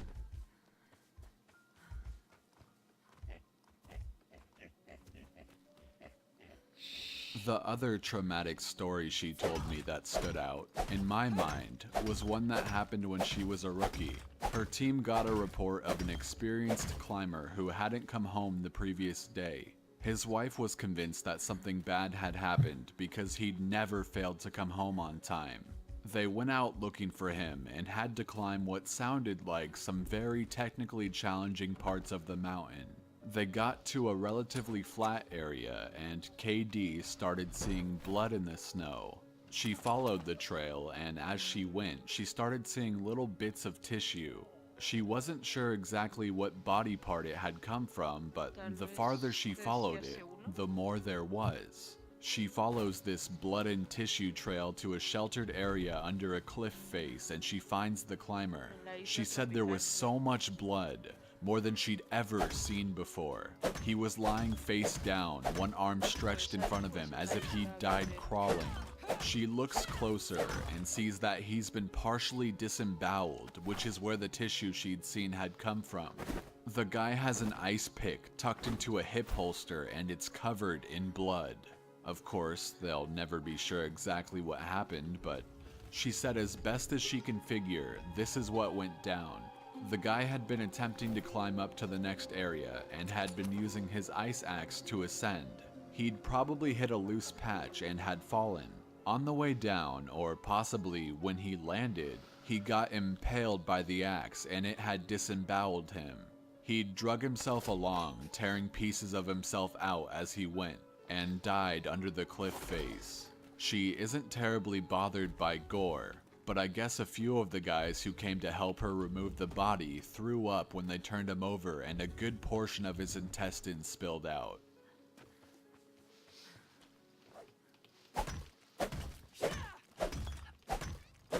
I mentioned to her that I was interested in hearing about any experiences she had with people completely disappearing.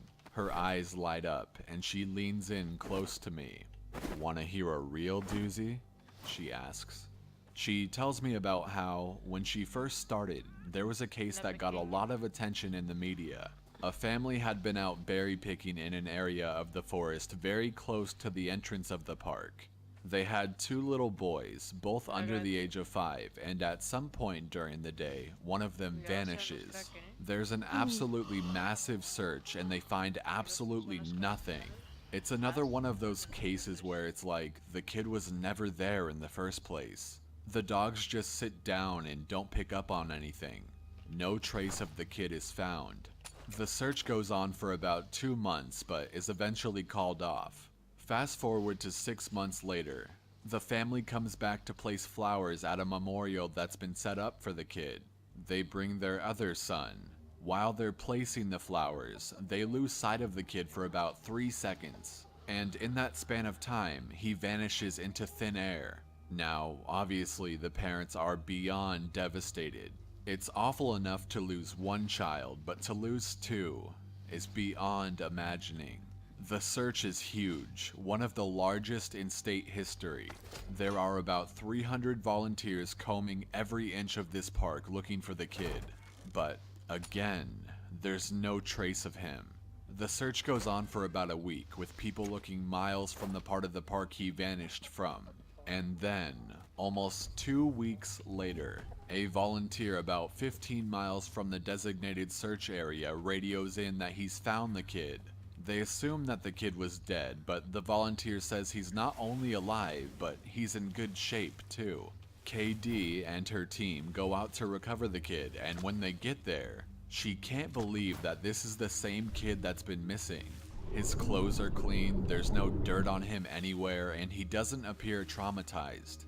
The volunteer says he found the kid sitting on a log, playing with a little twig bundle that's bound together with some old rope. KD asks him where he's been, and who he was with for 2 weeks. And the kid tells her that he's been with the Fuzzy Man. Now, KD firmly believes in Bigfoot, so she gets all excited and asks what he means by fuzzy. Was he hairy? But the kid says no, he wasn't hairy. He was a fuzzy man, and he describes a man that's blurry, like when you close your eyes, but not all the way closed. He says the man came out of the trees and took the kid with him deep into the woods. The kid says he slept in a hollow tree, and the fuzzy man gave him berries to eat. KD asks if the man was mean, if he scared the kid, and the kid says, no, he wasn't scary, but I didn't like how he didn't have eyes. KD says they get the kid back to headquarters, and a cop takes him into town to talk to him more about what happened. She's friends with the cop that talked to him, and she said the kid described being kept in this tree by the fuzzy man, and given berries whenever he was hungry.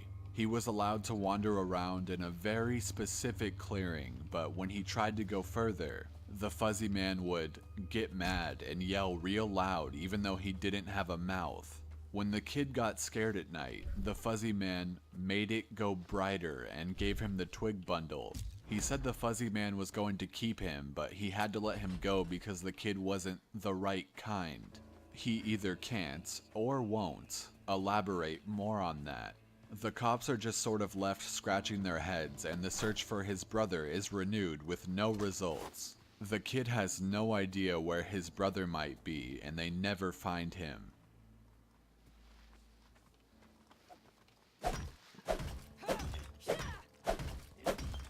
The last story that KD told me was of something that happened to her when she got separated from her training group when she was a rookie. They were learning the basics of high elevation belaying on a well-mapped side of a mountain, and she had to use the bathroom. She went off about 50 yards from the group during a meal break and did her business. I'll tell the rest exactly as she told it to me. So I go to take a piss, and once I'm done, I start going back to the group. But I've only gotten about 5 feet when I realize that I have no idea where I am. And this wasn't a, oh, I got turned around lost. I mean, I literally had no fucking clue where I was. If you'd ask me, I don't even think I'd be able to tell you what state we were in. It was sort of how I imagine people with amnesia feel, you know? You are completely lost and you have no idea what to do. So I stood there for a while, just trying to figure out where the fuck I was and what I was supposed to do. But the longer I stand there, the more confused and turned around I get, so I started walking. As I recall, I just picked a random direction and went for it. And as I'm walking, it's just getting worse and worse to the point where I have no concept of why I'm on the mountain in the first place. I'm just trudging through the snow, and then I start hearing this voice. It's kind of inside my head almost. Like if a frog could talk, all low and croaky. And it's been telling me over and over, it's okay, you just need to find something to eat. Find something to eat and you'll be okay, just keep walking and find something to eat. So I start looking around for anything that I can eat, and I swear to God, I've never felt that hungry in my whole life. It was bottomless, and I think I'd have eaten just about anything you put in front of me right then. I had no concept of time, so I had no idea how long I'd been out there when I hear an actual voice coming toward me. I go toward it and see one of the other search and rescue officers, and he looks fucking terrified. He's running toward me, asking if I'm okay and what the hell I'm doing out here. And the scary thing was, as he's running toward me, I kind of see myself reaching out into my belt for my hunting knife. I'm not even really thinking about what I'm doing, but what I am thinking is that I have to eat. If I don't eat, I'll never be okay again, so I just have to eat. He sees me doing that and he backs off right away. He yells at me to put my knife away and that he's not gonna hurt me. And that's what kind of snaps me back. All of a sudden, I know exactly where I am and I put the knife away. I run to him and ask him how long I've been gone for, thinking he'll tell me I've been gone for about half an hour or so. But he tells me I've been gone for 2 fucking days. I've gone over 2 peaks and ended up almost on the other side of the mountain, and if I'd kept going, I would have ended up wandering into about 300 miles of wilderness. They would have never found me. He can't believe I'm not dead, and of course I don't know what the fuck to think. To me, no time has passed at all. I don't say anything, I just go back with him to a rendezvous point and I'm taken back to HQ to be airlifted to the hospital. When I get there, they do all kinds of tests and try to figure out what happened. As best as they can guess, I had some kind of weird fugue state, which is kind of like amnesia or a weird seizure that knocked my brain out of whack. But the truth is that we don't really know. It's never happened again, but I'll tell you, ever since then, I never go out there alone. People rag on me for making them come with me when I have to leave the group, but I just tell them that listening to me piss in the snow is better than losing me for 2 fucking days on a freezing mountain. That's funny. The next person I talked to was EW, a former trainer who now works as an EMT. He still comes to ops like this to help out, but doesn't work full-time for us anymore. He specialized in finding lost kids. He just seemed to have a sixth sense when it came to knowing where they'd gone. He's a legend among the senior vets, but he gets embarrassed if you compliment him on his work. He sat down with me at dinner one evening and we ended up swapping stories. Most of them were just casual, but when we got on the subject of our more weirder calls, I mentioned that I had a buddy who had went up a set of stairs. He got kind of quiet and asked me if I'd heard of a little boy who disappeared from his park a few years back. I hadn't, so he told me this story. They were out looking for this 11-year-old boy, Joey, who had gone missing near a river. Of course, the first thought was that he'd fallen in and drowned. But when they brought dogs out, they led search and rescue officers away from the river and up into a very densely forested area. When we do searches for people, we search in a grid pattern and we searched every box of the grid and incredibly thoroughly. What EW's team noticed right away was that a very strange pattern was emerging. Dogs in alternating boxes were picking up Joey's scent, but losing it when they overlapped with another box. If you think of a checkerboard, Joey's scent was being picked up in random black squares, but never in red. This, of course, didn't make any sense, because how could this kid bounce from area to area without leaving a scent in each box he passed? EW and his partner pass into a new box of the grid, and EW notices a set of stairs about 50 yards away. He tells his partner that they need to go check near it, but his partner flat out refuses. He tells EW that he's made it a point to never go near any stairs he sees, and that while it may be routine, he's not to pretend that it's normal. He tells EW that he'll wait in sight while EW checks. EW says that he was irritated, but he felt for the guy, and he didn't push him on the subject. He started speaking. I walked over to the stairs. They were small, kind of like stairs into a basement. I don't really feel strongly one way or the other about them. The stairs, I mean, so I wasn't scared or anything. I guess I'm like everyone else, and I just prefer not to think about them too much. Anyway, I went over and I could see that there was something lying on the bottom step, sort of curled up. My heart sinks because, of course, you always hope for the best. And we were confident that we'd find this kid alive because he'd only been missing for a few hours. But I knew right away that it was him and that he was dead. He was curled up in a little ball on the step, holding his stomach. It looked like he'd been in horrible pain when he died, but I didn't see any blood, except some on his lips and chin. I radioed in that I'd found him, and we got his body back to command. That poor family. God, they were devastated. The parents couldn't understand how he'd been dead, cause he'd only been gone for such a short amount of time. And on top of that, we didn't have any obvious cause of death, which made it worse. I figured he'd probably eaten something poisonous since he was holding his stomach when I found him, but I didn't want to guess. It's hard enough to hear that your kid is dead, let alone some stupid search and rescue guy guessing about what happened. They took him away, and I went home and tried not to think about it. I hate finding dead kids, man. I loved this job, but it's one of the reasons I left. I've got 2 daughters, and the thought of losing them that way just... He choked up a little bit here. I'm not great with emotional stuff like that, and it's always sort of awkward to see a grown man cry, so I didn't really know what to do. He pulled himself together eventually, though, and he kept going. We don't always hear back from the coroners about cause of death. It's not really our job to know, I guess, and sometimes if they think it's foul play, they won't tell us because of the legal bullshit. But I've got a friend who works for the sheriff's department, and he'll usually pass along any interesting info I ask about. In this case, though, I actually got a call from him about a week later. He asked me if I remember the kid, and of course, I do. And he says some seriously weird shit is going on. He tells me, EW, man, you're gonna think I'm crazy, but the coroner has no idea what happened to this kid.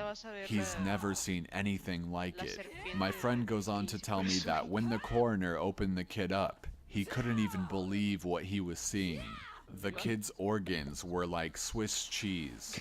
Quarter-sized holes were punched clean through just about every single organ this kid had, aside from his heart and lungs.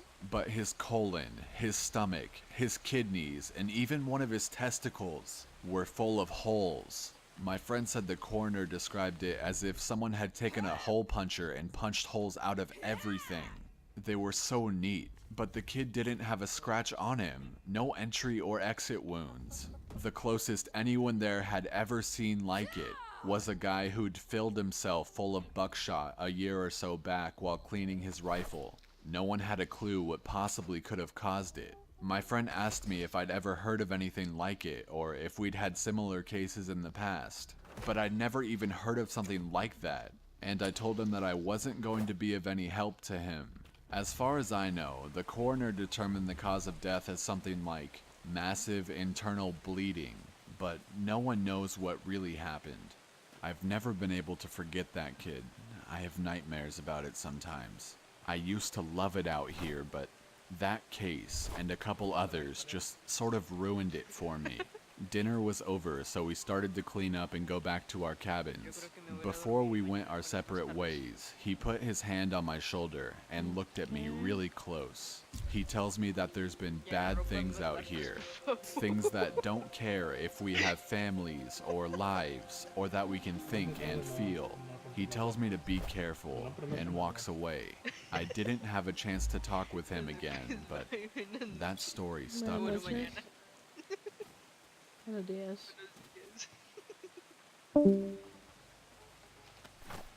By pure coincidence, I got to talk to another vet, PB, who's been in the search and rescue field for years. We were partnered on a grid sweep during a training exercise, and we were chatting casually about how we liked the job, what kinds of things we'd seen, and stuff like that.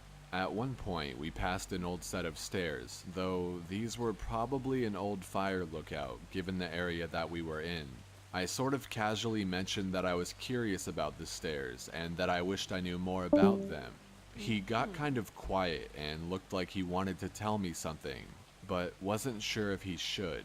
Finally, he told me to turn my radio off. Obviously, this is something we are never, ever supposed to do, but I did it, and he did the same. About 7 years ago, he tells me, he was out on a call with a rookie. They were in an area of the park that's had a lot of strange reports and events. Disappearances, stories about lights in the forest, odd noises, things like that. The rookie was totally spooked, kept going on and on about things in the woods. According to PB, the guy wouldn't stop talking about the Goat Man. Just on and on, Goat Man this and Goat Man that. Finally, I told him that there was plenty else to be afraid of out here that was very real, and that he'd better get over this thing with the Goat Man. The rookie wanted to know what kinds of things I was talking about, and I just told him to shut up and walk. We crested a little ridge, and there was a staircase about 10 yards ahead. The rookie stops dead in his tracks and just stands there looking at them. I tell him, see, that's something you should be afraid of.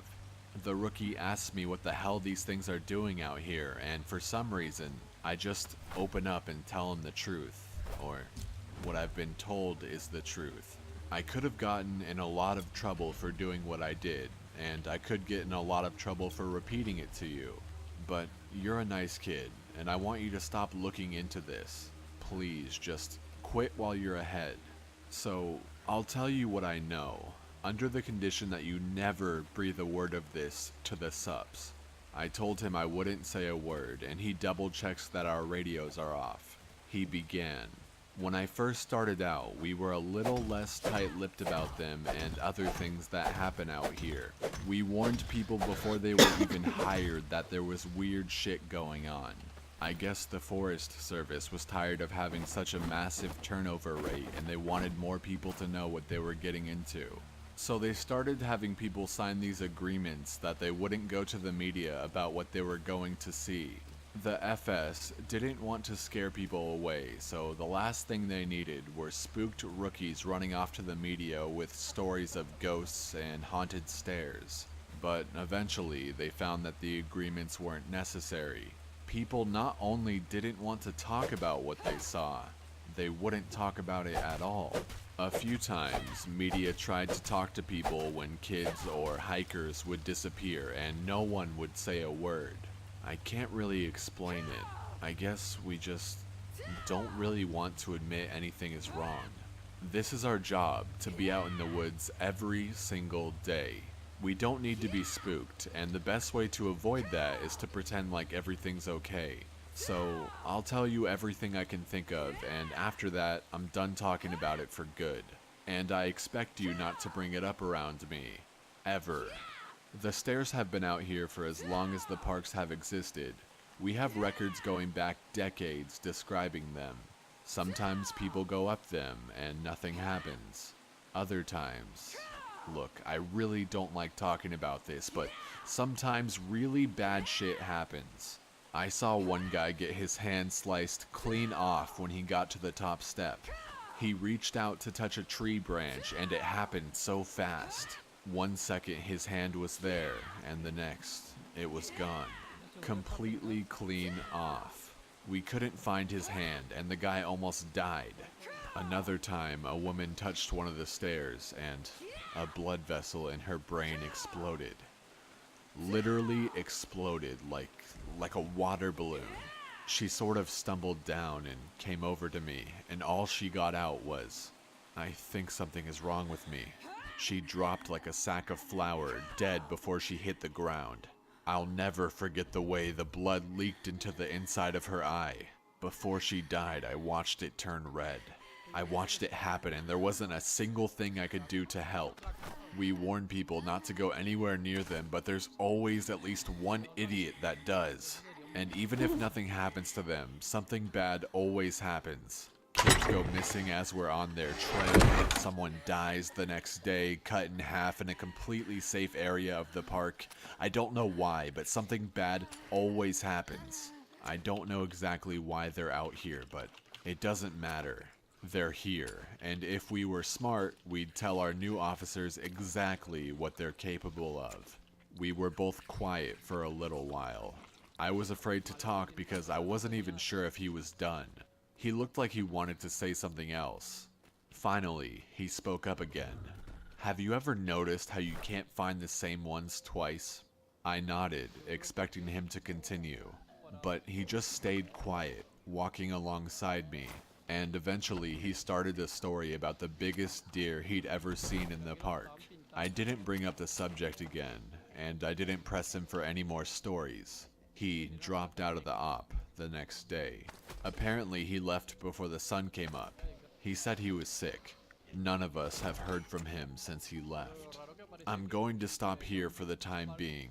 I'll try and post the next part in the next coming days, but with it being the end of summer, things are pretty busy here. Writing all of this out really awakened the curiosity in me that I didn't know I had.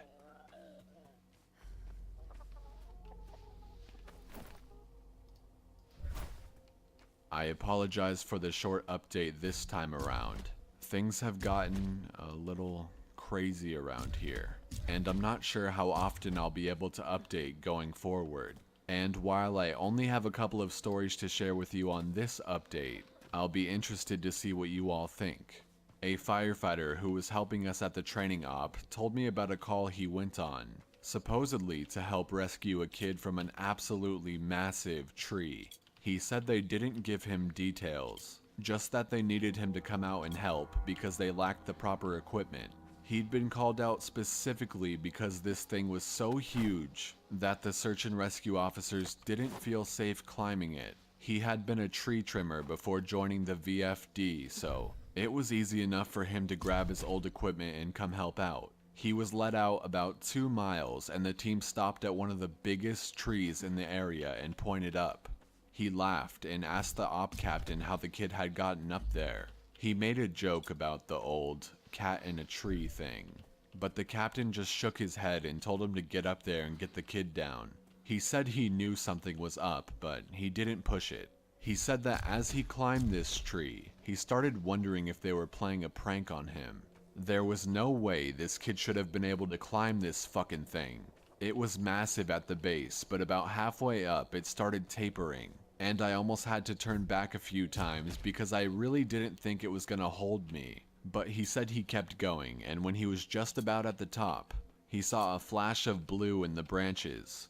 I saw the kid's shirt, sort of caught in a branch, and I called out to him and told him to come near me if he could, but he didn't say anything. I kept moving, calling the kid's name and telling him not to be scared, that I was there to help him. By the time I got to him, I knew he wasn't gonna answer me. I found him, or what was left of him, cradled in the fork of a branch, and the fact that he was up there was sheer luck. If he'd fallen any other way, he'd have come crashing down. It wouldn't have mattered though, because this kid was dead long before he ended up in that tree. I don't know who put him up there, or how, or why, but it was fucking sick. Kid's intestines had popped out of his mouth and were hanging in the branches. It was like some sick fucking Christmas tree, the way they were draped all over everything. I got a better look and saw that they'd even popped out of his ass. His guts were hanging out the bottom of his pants. His eyes were gone. I assumed shoved out from whatever force caused him to fucking pop like a stress ball. You ever seen a body that's been floating in water for a long time? How their tongues kind of swell up and stick out? His was like that. I remember because there were flies crawling all over it. I think I must have gone into shock because, man, I just pushed that kid down with a stick I broke off a branch. Just kind of poked him until he fell. I don't know why I did that. I almost lost my job because of it. But man, the thought of hauling that kid down over my shoulder the whole way, gathering his guts up and coiling them around me like rope so they wouldn't get snagged. couldn't do it. I've seen a lot of dead kids, more than I'd ever admit. I've seen a kid who hid in a full bathtub during a house fire, boiled him alive, turned him into literal soup. But this, I don't know what did this, but the thought of touching that kid's body made me feel like I was gonna lose my mind. I heard him hit the ground and I figured everyone would freak out, but they knew he was dead when they sent me up there. They didn't say anything, but they didn't shout or freak out or anything. I got to the bottom and I started to get up into the captain's face, asking him who he thought he was, sending me up there when they knew damn well that kid was dead. But he just told me it was none of my concern and thanked me for getting the evidence down. I remember he said that. I remember it specifically because it was so weird to hear it phrased that way. The evidence. Like he wasn't even a fucking person. Like he'd never been a little kid who got lost and had something fucking unspeakable happen to him. The captain had a crew lead me back out of the woods, but he and 2 others stayed behind, and I thought that was pretty weird. Why wouldn't they have had me help get the kid out? I tried asking, but the guys leading me out just told me that they couldn't discuss an open case. I asked him what he thought had happened to the kid, and he got really pensive and thought about it for a bit. I would have said a crash injury based on how his guts came out like that, but with those injuries, you see massive contusions under the skin, obvious trauma. This wasn't like that. It was almost like that kid got caught in a big vacuum and had his guts sucked out. But even then, there was no trauma, none at all. It bothers me, man. It bothers the hell out of me.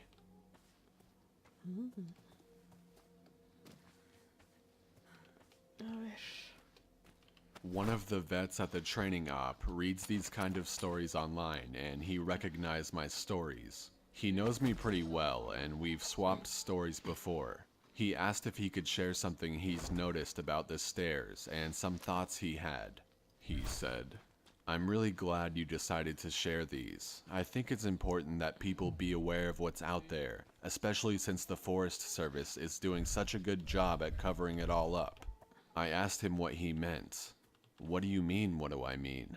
The lack of any kind of media attention? No coverage of missing kids or bodies found miles from where they got lost in the first place? David Paulides hit this right on the head.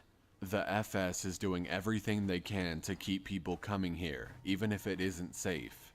I mean, to be fair, it's not like these things happen every day, but the numbers add up, and it's worth looking into, especially the stairs. I was surprised you didn't mention the flipped ones.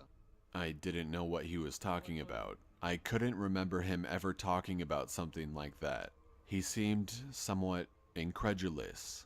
He said, "Dude, I can't believe you've been on this long without seeing them. No one told you about them?" I shrugged and asked him to elaborate. "Well, there's the normal stairs, the ones that pop up when you're out a ways. I know you know about them, but sometimes I've run across the ones that are flipped upside down.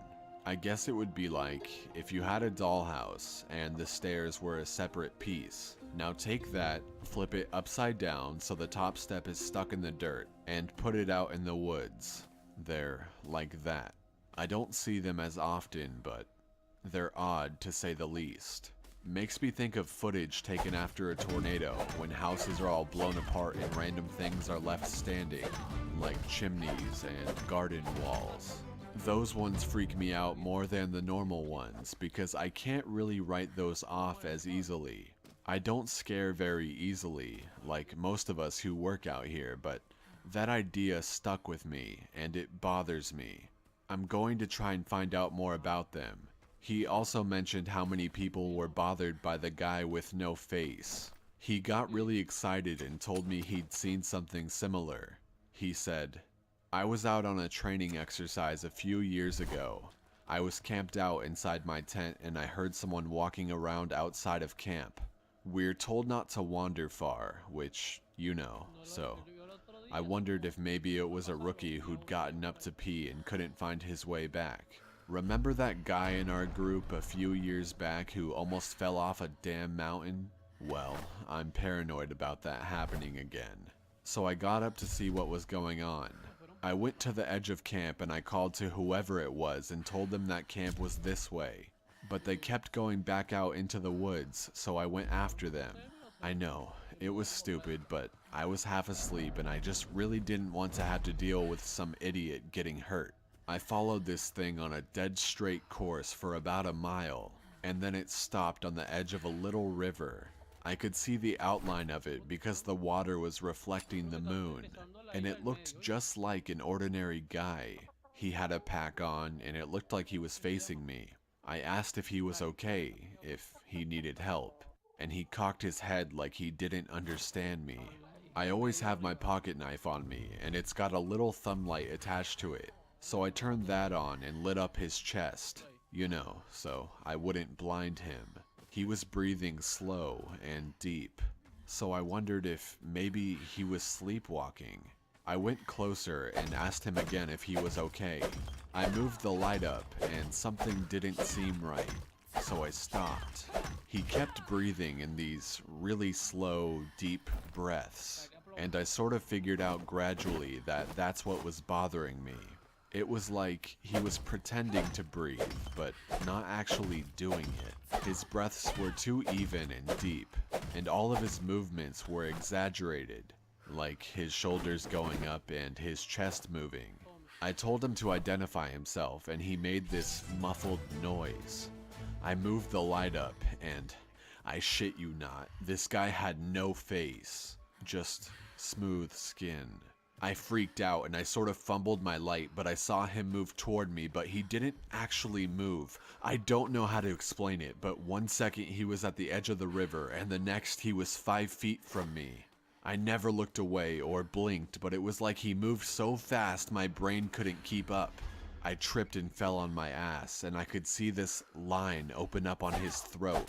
It stretched up to his ears, and his head tilted back, and he smiled at me with his throat. There wasn't any blood, just this gaping dark hole. And I swear he smiled at me with his gash in his throat. I got up and I ran as fast as I could back to camp. I couldn't hear him following me, but I felt like he was always right behind me, even though when I looked back I couldn't see him. I calmed down when I got back to camp. The fire was still going, and I guess that pack mentality of being with other people made me stop and breathe a little.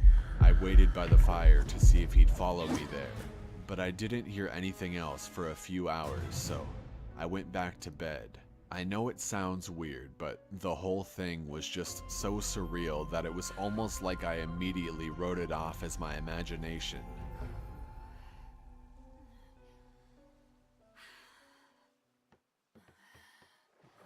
We were telling ghost stories one night before bed just to scare each other and poke fun at whoever got creeped out.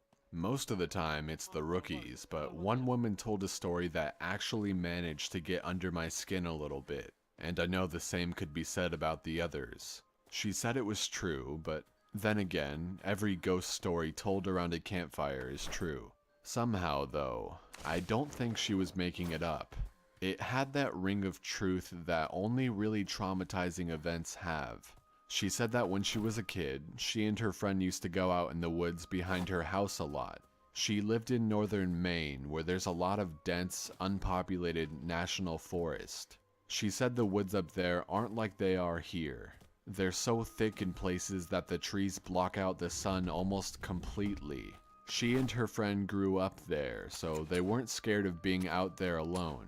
But they did always maintain a sense of caution in certain areas. She said it was never really talked about, but they always knew not to go more than a mile or two beyond their homes.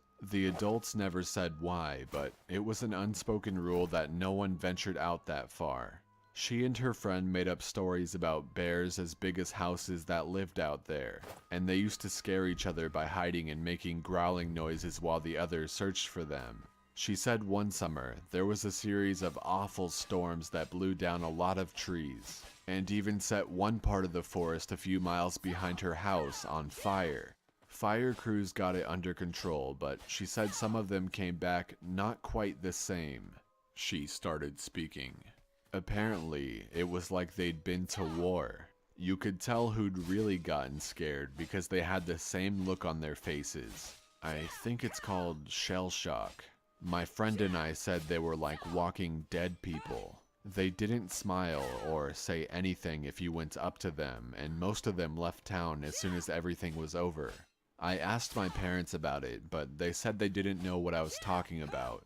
Once everyone was told the woods were safe again, my friend and I decided to try and hike out to where the fire had been. We didn't tell our parents where we were going, and it was pretty exciting to think that we were disobeying them like that. We hiked out about 2 miles or so, and we started seeing burnt trees and stuff. I remember my friend got really upset because we found the skeleton of a deer curled up under a tree, and I practically had to drag her away. She wanted to bury it, but I didn't want her touching it because its antlers were weird. I can't remember why, I just remember thinking that there was something wrong with them, and I didn't want either of us going near it. The farther we went, the more burnt everything got. Eventually, there were no standing trees, and it was like being on another planet. Almost nothing green, just brown and black everywhere.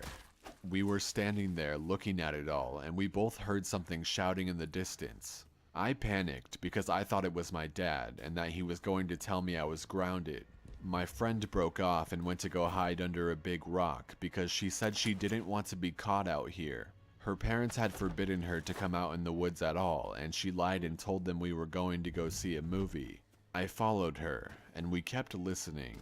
I could hear this voice getting closer, and I realized they were calling for help. I thought maybe it was some hiker who'd gotten lost and needed directions back to town. That used to happen all the time, so I was used to helping people out. I heard him following my voice, so I kept calling out until I saw him running in the distance. He got closer, and I could see that his face was all red. I told my friend to give me her pack because she had a first aid kit. She made this noise like she was grossed out, and she asked if I saw his face. I told her to shut up, and I jogged up to meet him. I stopped about halfway, and when he stopped in front of me, I could see that his nose and lips and part of his forehead were all gone. It was like they'd been sliced clean off. He was bleeding bad, and I saw that the knees of his pants were red too. I took a step back, but I was too scared to move much, and he grabbed my shoulders. It felt like I got a shock, and he jerked back. He started babbling, and I couldn't tell what he was saying, except that he kept asking how long he'd been gone for. He asked me where his unit was, but I just shook my head. He looked me over and saw my Walkman, and he screamed. He just kept babbling and touching his face, and I realized he wasn't wearing the right clothing. He had some kind of weird gray cloth jacket and almost formal pants on, and the jacket had these weird buttons and red borders on it. I kept shaking my head, and I told him I couldn't understand what he was saying.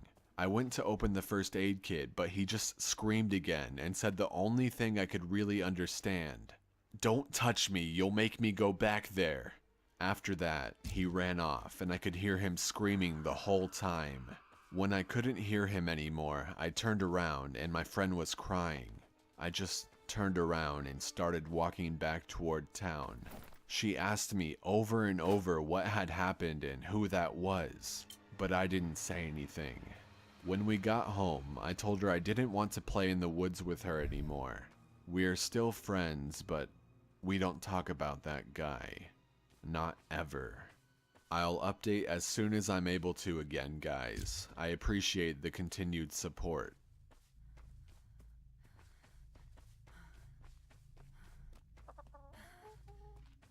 Hey guys, so it's been way too long since I posted an update, and I'm sorry about that. So these next few stories are going to be told a little differently. Since these next stories are going to be in chronological order, I'll no longer need to use the transition on screen to go to the next story. I'll do my best to tie them into each other as much as I can so it doesn't skip around too much. When I started out as a rookie, no one had told me a lot about the job in terms of weird things that could happen. I'm assuming this was to prevent me from freaking out and abandoning the park.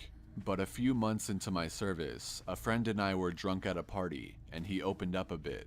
He said, "Yeah, it can get a little crazy out there, I guess. I think the worst are the ones where people die when they just shouldn't, you know? Or when we find them dead like 10 minutes after someone says they saw them last. They were fine when I passed them on the switchback, I swear. That sort of shit. Like, take this guy who I found one spring out on a really popular trail. Someone comes into the VC freaking out about some guy who's lying in the middle of the path in this giant pool of blood. So we run out there and we find this guy is dead as a doornail, which he absolutely should be because the back of his head is like mashed potatoes. The skull is decimated, brains are leaking out like custard filling, and this guy's old, so you figure, yeah, he probably fell and hit his head. Old people fall all the time, it's no big deal. Except that this area where he fell doesn't have any big rocks. There's not even any stumps or big branches. And on top of that, there's no blood trail, so he clearly died where he dropped. Now, that's when you turn to murder. But there were people just out of line of sight with the guy. If someone came up behind him and murdered him, there's no way someone wouldn't have heard. And again, even if someone had, there would be a blood trail, splatter all over the place. But everyone on the scene said it looked exactly like he'd fallen and smashed his head on a rock. So what the fuck did he hit his head on? And then there was this lady I found in a different park about 5 years ago, back when I was upstate. We found her in the middle of a stand of big junipers curled around the trunk like she was hugging it. We pick her up to move her, and a fucking waterfall comes out of her mouth, splashes all over my shoes. Her clothes are dry and her hair is dry, but the amount of water in her lungs and stomach was phenomenal. Unreal, man. Yeah, the coroner's report says the cause of death was drowning. Her lungs were completely full of water, even though we're in the middle of the high desert and there isn't a body of water for miles. No puddles, no nothing. No signs of anyone else being out there. I mean, yeah, it's possible they were murdered, but why go out of the way to do it like that? Why not just stab them and be done with it? I don't know, it just sits weird with me. And that was his story. Now, of course, that freaked me out a little, but we were wasted, and I guess I sort of wrote it off as a fluke. I also assumed there was exaggeration there since, you know, we were wasted. Now, I don't like talking about this next case very much. It was an awful one that I've done my best to forget about, but of course, that's easier said than done. This happened about 6 months after the conversation with my friend at the bar, and up until that point, I hadn't had a lot of really weird shit go down. A few things here and there, and of course, the stairs, but it's amazingly easy to get used to stuff like that when it's treated as if it's normal. This case was a little different. A guy with Down syndrome in his 20s went missing after his family lost sight of him on a major path. That was odd in and of itself because this guy never left his mom's side. She was absolutely convinced he'd been kidnapped. And unfortunately, a ranger who isn't with the park anymore insinuated that no one was going to kidnap someone, well, with that kind of disability. Not very tactful, to say the least. We wasted a lot of time trying to calm her down enough to get information about him, and then we put out an official missing persons call. Because of the urgency of the situation, him being mostly unable to function alone, we had local police come in and help us. We didn't find him the first night, which was heartbreaking. None of us wanted to think of him being alone out there. We assumed he'd just kept wandering and was staying ahead of us. We brought out helicopters the next day and they spotted him in a little canyon. I helped bring him back up, but he was in bad shape. And I think we all knew he wasn't gonna make it. He'd fallen and broken his spine and couldn't feel his lower half. He'd also broken both his legs, one at the femur, and he'd lost a lot of blood.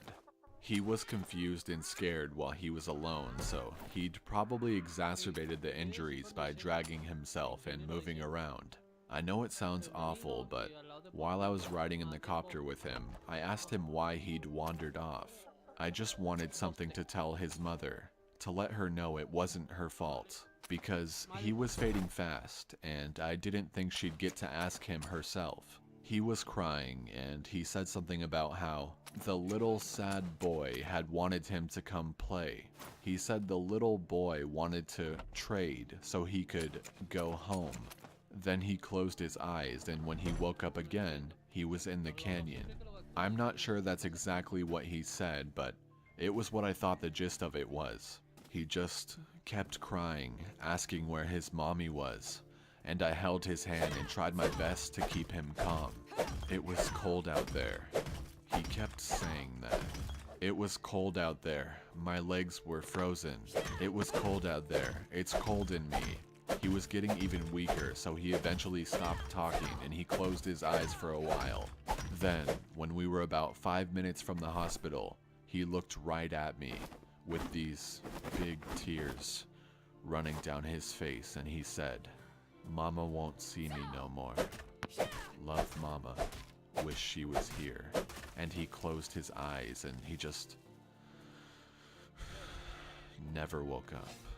It was horrible, and I don't like talking about it. That case was one of the first ones that really rattled me badly. Because of how badly it affected me, I reached out to a senior ranger who ended up helping me through it. As time went on and we got to know each other better, he ended up sharing one of his own stories with me. It was disturbing, but it helped to know that I wasn't the only one affected by things going on out there. He started his story. "I think this must have happened before you got here, because I think if it had happened while you were here, you'd have remembered it. I know it didn't end up on the news for some reason, but I think most people who've been here long enough know about it. The park sold off a portion of land to a logging company, and it was a really controversial thing. But it wasn't that large or old of a plot, and it was right after the recession, so we needed cash bad. Anyway, they were selling this plot of land, and we get a call that we need to get our supervisors out right away. I don't know why, but they ended up sending me and a few other guys along with the heads, I guess, for power in numbers, to see what was up. We got there, and all these guys are crowded around a tree that they've just cut down. They're all pissed off and freaking out, and the foreman comes over and says he wants to know what we think we're up to. What the hell y'all think this is? Some kind of sick joke? You've got a lot of fucking nerve pulling this shit. We bought this land fair and square. Well, we don't know what the hell he's talking about, so he brings us over to this fallen tree and points at it. He tells us that they cut it down and it was just like this, and they'll be damned if they put it there. The inside of the tree was all rotted and hollow in one spot, and when they'd cut it down, it had exposed that chamber. And inside of it was a hand, like a perfectly severed hand, and looks like it's actually fused with the inside of the tree. Well, now we think they're pulling a joke, so we tell them that we don't like being fucked with and we start to leave. But they tell us that they've already called the cops and they'll go right to the media if we don't stick around. Well, that of course gets the head's attention, so they stick around and talk to the police about it. Everyone is denying that they put the hand in there, and besides, how would anyone have ever done it? It's clearly a real hand, but it's not mummified or skeletal. It's brand new, probably not even a day old, and it is definitely fused with the wood. You can see that it's coming right out of it. The loggers insist that they didn't put it there. Somehow, this fresh human hand ended up fused to the inside of this living tree. The cops have them cut up that section of the tree into a movable chunk. Then they take the hand away, and the area is closed off. There was a pretty big investigation, but I know they didn't get any answers. Now it's become this legend, and as far as I know, we haven't sold any more property for logging. As you all know, I went to a training seminar recently, and I heard some amazing and horrible things there.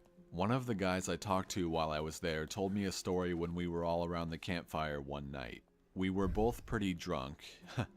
You'll see a pattern here, and we were swapping stories. He told me this one. Me and another guy were out on a field search because some campers reported screaming noises at night. So we head out there to look for whatever fucking mountain lion has wandered into the area, and I'm pissed. We've had 3 of them show up in the camping areas that year alone, and I'm getting tired as hell of constantly having to deal with them. Plus, I just don't like them anyway. They're a pain in the ass, and they're loud, and they scare the shit out of me. Fucking cats. Pieces of shit. I'm groaning about it to the guy I'm with, and he thinks it's a real fucking riot. So we're seeing all these broken branches and what looks like dens, and we're pretty sure we know where this thing is. I call in and they tell me to confirm if possible, which, you know, just means they want you to step in a big pile of shit and use that as proof. I'm not seeing any though, so I basically just tell them to shove it. I'm done. We know that damn thing's out there somewhere, even if I'm not stepping in its shit or inside its mouth or whatever. The guy I'm with wanders off to take a piss or whatever, and I stay behind watching this little burrow under a tree to see if maybe a fox or something is living under it. 'Cause I love foxes, man, they're cute as hell. But anyway, I'm watching this tree and I start hearing branches crackling, and it's coming from the direction my partner went opposite of. Now, I've got my pistol, but you and I both know that's not gonna do shit against a cat. I cock it and holler for my partner to get his dumb ass back here, but he's too far and he can't hear me. I stand up and get my sights on where this thing is approaching, and I shit you not, man, I just about pissed myself. This guy is coming towards me, and he's backflipping through the fucking woods. Like, instead of walking, he's doing these crazy fucking backflips, and I swear to God, he cleared every fucking log and bush in his path. It was like he knew right where he was going. I yell at the guy to stop where he is and that I'm pointing a gun at him, but he keeps coming, and I just kind of lost it. I shot at the ground in front of him, and it was a dumb fucking thing to do, but man, I didn't want this guy anywhere near me. When I fired, he was about 50 yards from me, and as soon as the gun goes off, he whirls around and goes off backflipping into the fucking woods again. My partner hears my gun go off and runs back and asks what's up. And I tell him there's some fucking weirdo out here hopped up on God knows what, and we need to get the hell out of Dodge. I let the cops know what happened, and I didn't get in any trouble for firing, but man, I don't know what that motherfucker was on, but I've never seen anything like that before. Shit was absolutely buttfuck crazy. I think we can agree that there's stuff going on out here in the woods, and while I'm not going to spout off about what it could be or offer any theories, what I want people to take away from all of this is that it's so damn important to be safe when you're out there. I know a lot of you think you're invincible, but the fact is, you can die out there, or be hurt, or go missing. It's easier than you'd ever imagine. I apologize for this relatively short update, guys. I'll do my absolute best to continue as soon as possible.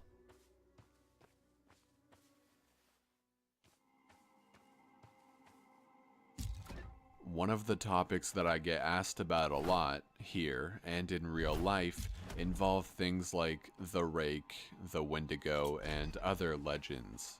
I can't honestly say that I know a lot about any of them, but based on some light reading I did, I can say that I've heard stories that seem to be loosely related to them. You've heard the old adage that legends like that come from somewhere, and I'm sure that's true, but as you all know, I do try to take things with a grain of salt. After all, you have to out here. It's sort of like working in a hospital, I'd imagine. You could spend all day thinking about how many people have died there, and how there are probably ghosts, or whatever you want to call them, all over the place. But it doesn't do you any good. It just makes it harder to do your job. I think a lot of us feel that way, and that's why we try to go about our work like everything is fine. Once you get paranoid, there's not really any going back, and a lot of cadets quit because of it. My park especially seems to have a high turnover rate because the cadets graduate and get so freaked out about everything and they can't seem to let it go. You have to learn to internalize things and shut off.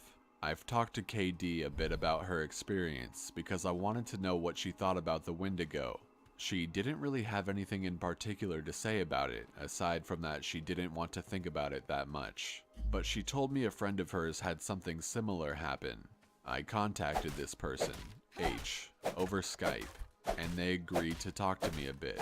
They're aware of my work here, and they're fine with me posting the story exactly as they wrote it. So, here goes. I grew up in Central Oregon, and there's a reservation called Warm Springs about 2 or so hours from where I lived. I only mention that because a lot of people in my area have friends there, and a lot of the land in that area belongs to that tribe. When I was a kid, we used to go camping up there. Not on the res, of course, but in that area, and I met a lot of kids who grew up there. I got to know one kid really well. His name was Nolan, and we ended up hanging out a lot when our families were in the area. Our folks got to know each other, so we'd all get in touch and camp out around the same time. We'd camp for about 2 weeks, so we were out there for a long time. I then asked him if he camped in an RV. Yeah, my dad had one. So I guess it wasn't really camping, but we'd take our tents and stuff and set them up out away from the camp most nights. I didn't like sleeping in there because I liked being outside. We then talked on Skype a bit about camping. So anyway, sorry. One year, Nolan and I were out there. I think we must have been like 12 or so. We wanted to go out and camp near the river because we wanted to try night fishing. I think we must have been about 1/3 of a mile from the main camp. Far enough away that we couldn't hear or see anyone else. I remember that specifically. We were messing around most of the day. I don't really remember much of it, but we ended up building a fire at some point, and I was really impressed because he had this flint or something that he used to start it. I'd never seen anyone do that before, so I thought it was pretty cool. I got him to teach me how to do it, and we lit some stuff on fire, which, looking back, was really stupid because it was the middle of fucking summer. And if I remember right, the fire warning was either at yellow or orange. But thankfully, we didn't start anything major, and when it got dark, we sat around and talked about whatever it is 12-year-olds talk about. I don't really remember. What I do remember is that at some point, he looked over my shoulder at the river and asked me if I could see something. The way our camp was set up, we were about 10 feet from the river, and we were at the widest point, so it was probably about 20 feet to the other bank. It gets hot up there in the summer, but the water is still cold, which is important. I look over my shoulder, and I could see something wading into the river on the other side.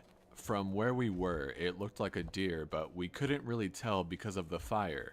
I got up to look closer, and I saw a pair of antlers, so I figured it was a buck. But I thought it was weird that it was wading into the water, and it was definitely heading for us. I asked Nolan what he thought we should do. He's looking at the fire with this weird expression, and he tells me to sit down and shut up. So I do, because I'd never seen him act that way before. He's whispering at me to ignore it and to just keep talking like we were, but I couldn't think of anything to say. He was saying something about an episode of some show, but I could hear the deer coming through the water, so I wasn't really paying any attention. And I kept trying to see over his shoulder, but every time I did, he'd sort of hit me on the arm and make me look at him. I wasn't really scared. I remember I was just sort of confused. But then I hear the deer come out of the water, and I could kind of make out what it looked like. And I realized it wasn't a deer because whatever it was walking on 2 legs. I started to get up. I was super freaked out, but Nolan just yanked me back down and talked louder about this television show. And I could tell he was just as scared as I was, probably even more. He leaned in and poked the fire with a stick, and he whispered that whatever I do, I can't speak to it. I could see it come closer, and it stood right behind Nolan's back. I was about ready to pee my pants, and I think I'd probably have run if I'd been alone, but I didn't want to leave Nolan, so I kept sitting really still and sneaking glances at it. It wasn't that tall, but the way it carried itself was just wrong. Like its center of balance was really screwed up or something. I can't really describe it, but it was kind of like it kept shifting too far forward. It just stood there, behind Nolan, for a really long time, and eventually, Nolan ran out of things to say, and we just kind of sat there for a second. The fire was making noise, but I thought I could hear this thing talking in a really low voice. I couldn't hear what it was saying, and I leaned forward a tiny little bit. And I actually did pee my pants when it leaned forward too. I couldn't see its face, but I saw its eyes. They were cloudy and milky, and if you want to know what they looked like, find that scene from Lord of the Rings where Frodo falls in that lake and all the dead people are floating towards him. That's what its eyes looked like. So all I saw were these two white eyes floating above Nolan's head, and the really vague shape of the antlers coming out of its head. I don't know what my face looked like, but at exactly the same time, Nolan and I fucking booked it out of there, and we ran non-stop until we got back to the main camp. My pants were soaked with piss, so I took them off as we were running and I threw them into the bushes. We both stopped when we were in front of my dad's RV and we couldn't see anything chasing us, so we stood there and caught our breath. I asked him what that thing was, but he said he didn't know. He said his grandpa had only warned him that if anything ever came up to him when he was out in the desert, he was never, ever supposed to talk to it or listen to anything it had to say. I wanted to know if he'd heard it talking too, and he said that the only thing he'd been able to understand was, "Help you." I think we ended up sleeping in the RV with my parents, and the next night we went back out and didn't see anything. That does remind me, in a lot of ways, of the Wendigo legend. There's a phrase used to describe it that I think fits it perfectly, which is that the Wendigo is the spirit of the lonely places. I know sometimes when I'm out in the wilds where I know there's no one around me for miles and miles, I get this weird kind of craving that I can't really explain. I don't know if it happens to anyone else, but it's this desire to consume. It's not like I crave anything in particular, but more of this weird, distracting hunger that comes from every part of my gut. I also wanted to find out more about the Faceless Man if I was able to, and found a few similar things. I asked around my circle of friends, and one of them said when he was out doing repairs at a park in his area, he saw something kind of like that. We were having dinner in town, 5 of us, including myself. This guy, he was repainting an information booth and heard a man ask him for directions to the nearest campsite. He didn't turn around because he was up on a ladder, but he informed the man that there weren't any campsites nearby, but that if he headed down the road about 4 miles, he'd find one at another park. He asked if he could be of any other help, but the man said no and thanked him. My friend said he kept painting, but he was listening and never heard the man leave. He said, "The second he came up and talked to me, the hairs on my neck stood up, but I wasn't sure why. I just had this really uneasy feeling about the whole thing, and I wanted to finish painting and get out of there. I figured maybe part of it was that I couldn't turn around to look at him, but something just felt off. There was also this weird smell floating around before the guy even talked to me, kind of like old period blood. I had looked around to see what was causing it, but I didn't find anything. So I waited for the guy to walk away, but I didn't hear him leave, which made me think he was just standing there and watching me. So I asked again if I could do anything for him, and he didn't answer. I knew he was there though, because I hadn't heard him leave. So I did this awkward turn on the ladder to look down and see what he was doing. Now, I admit, it could have just been my brain fucking up, but I swear to you, Russ, for a split second when I turned around, that fucker didn't have a face. Like, he had no face.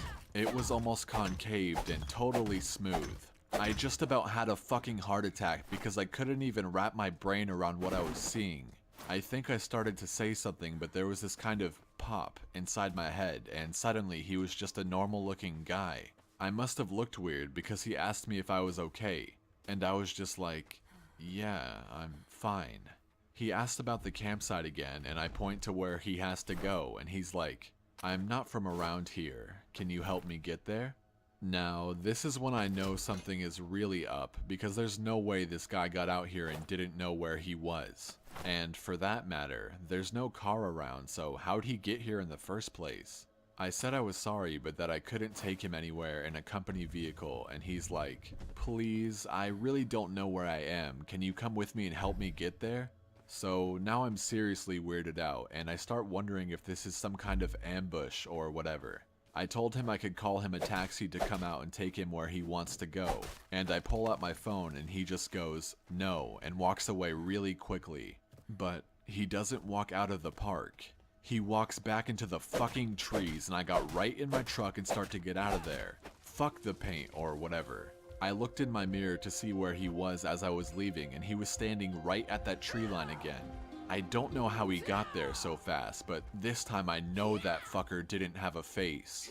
He was just watching me leave, and right before I turned the corner, he took a big step into the trees and kind of dissolved, I guess.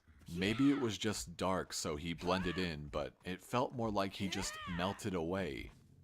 Interestingly, right after this guy finished his story, someone else piped up with another one, but with a slightly different twist. He started speaking. You know, actually, I had something sort of weird like that happen a while back. I was out doing some trail scouting, and I was out in the middle of nowhere figuring out where we were gonna have this trail run through. I hadn't seen anyone else for probably a good 2 hours, so I wasn't really paying attention to where I was going. I was just looking at the ground for the most part. Then, out of nowhere, I crested this little hill and almost ran into this guy. He was older, probably in his 60s, and I started to apologize to him for running into him. And then I noticed his face, and I probably looked like a complete douchebag because I stopped and just stared at him. It took me a second to figure out what was wrong, but this guy's face was huge. I know that sounds weird, but that's the only way I can describe it. His head wasn't big or anything, it was normal, but the amount of space his face took up was just way too much. Like if you took someone's face and enlarged it all by about 2 times. He doesn't say anything, he just kind of looks at me, and I backed up and was kind of stuttering and saying I was sorry. And then I went around him and fucking got out of there and did what I needed to do. The whole time, I kept looking behind me because I was so freaked out that he'd pop up behind me or something. I know it sounds ridiculous, but I swear to you, it was one of the creepiest things I've ever seen.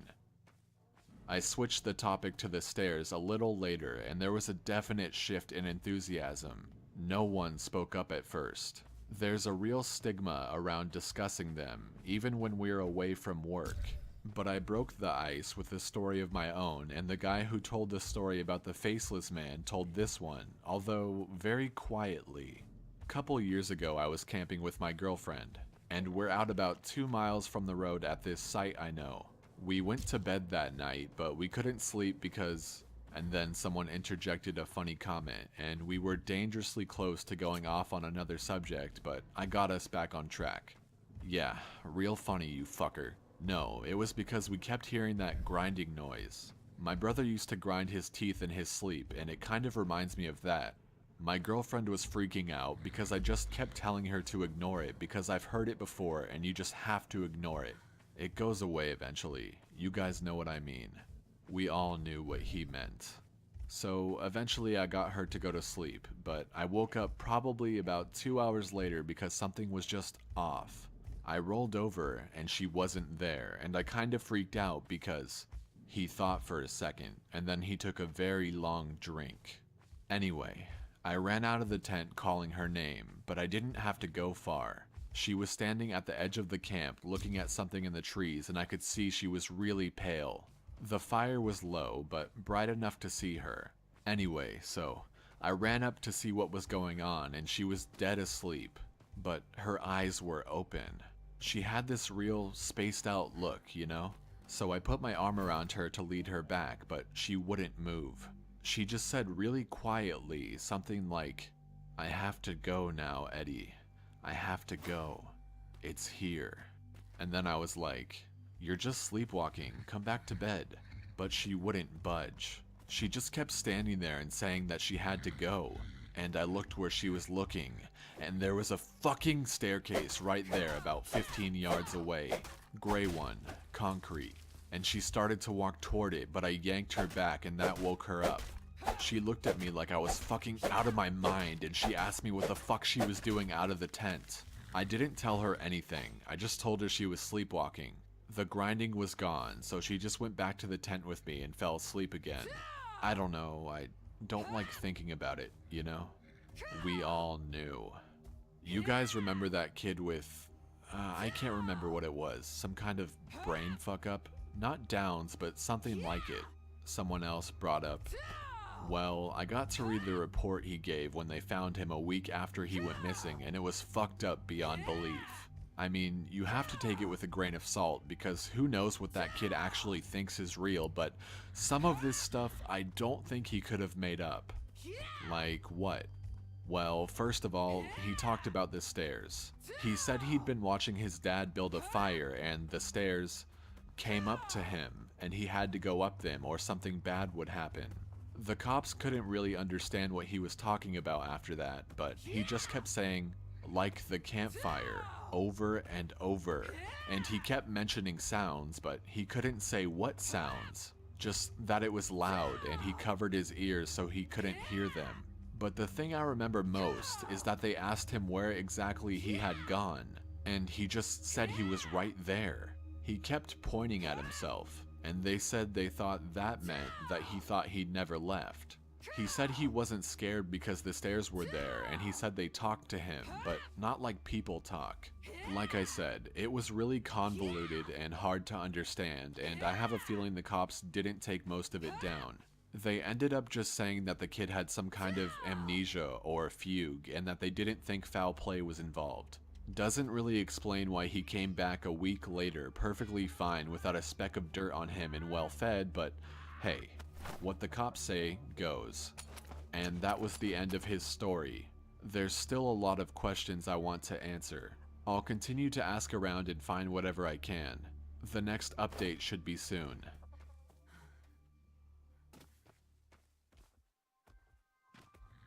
This will be my final update for now.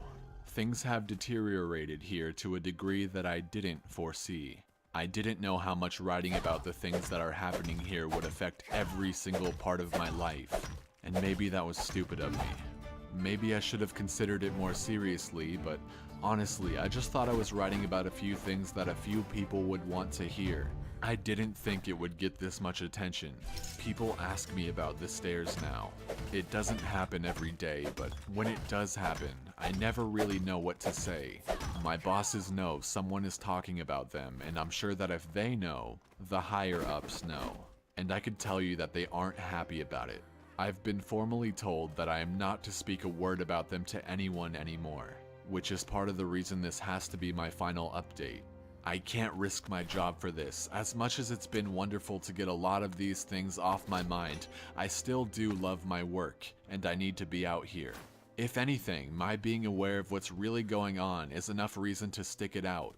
I may not be able to tell people that they're out there, but if I see them, I can direct traffic away to somewhere safer.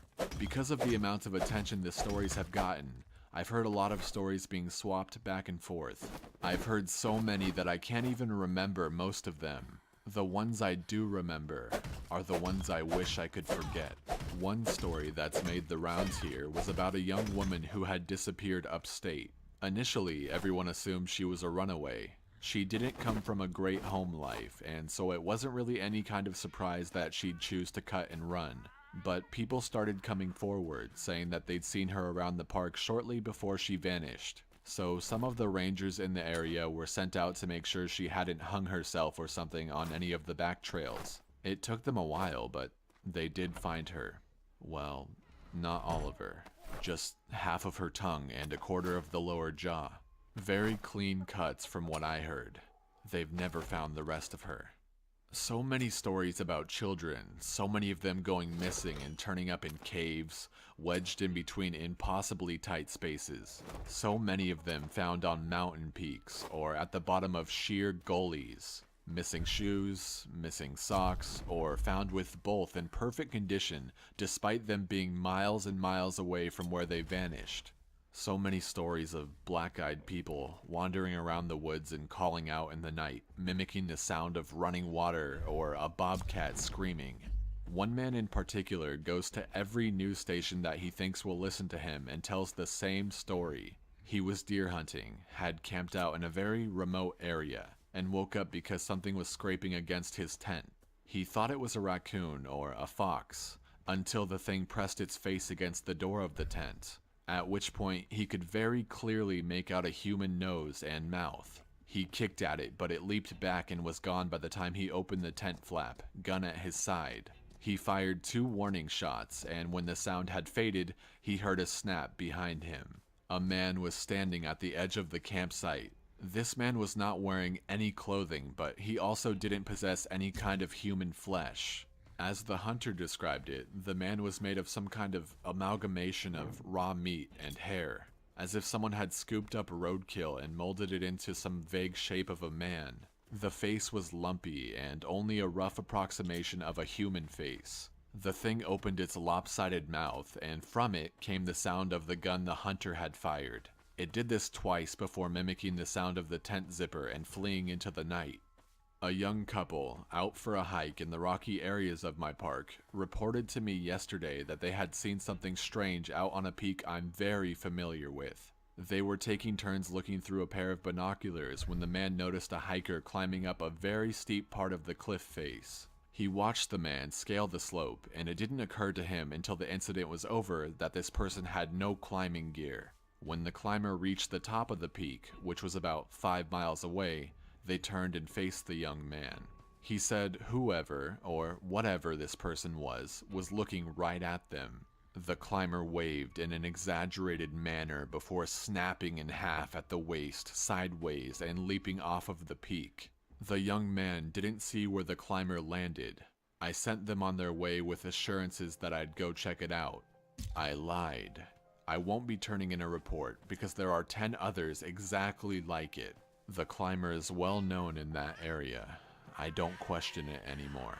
There are so many things I won't ever be able to understand about my job, and it would take me years to relate all of the things I've heard in the last few months. When I feel my job isn't in jeopardy, I will come back.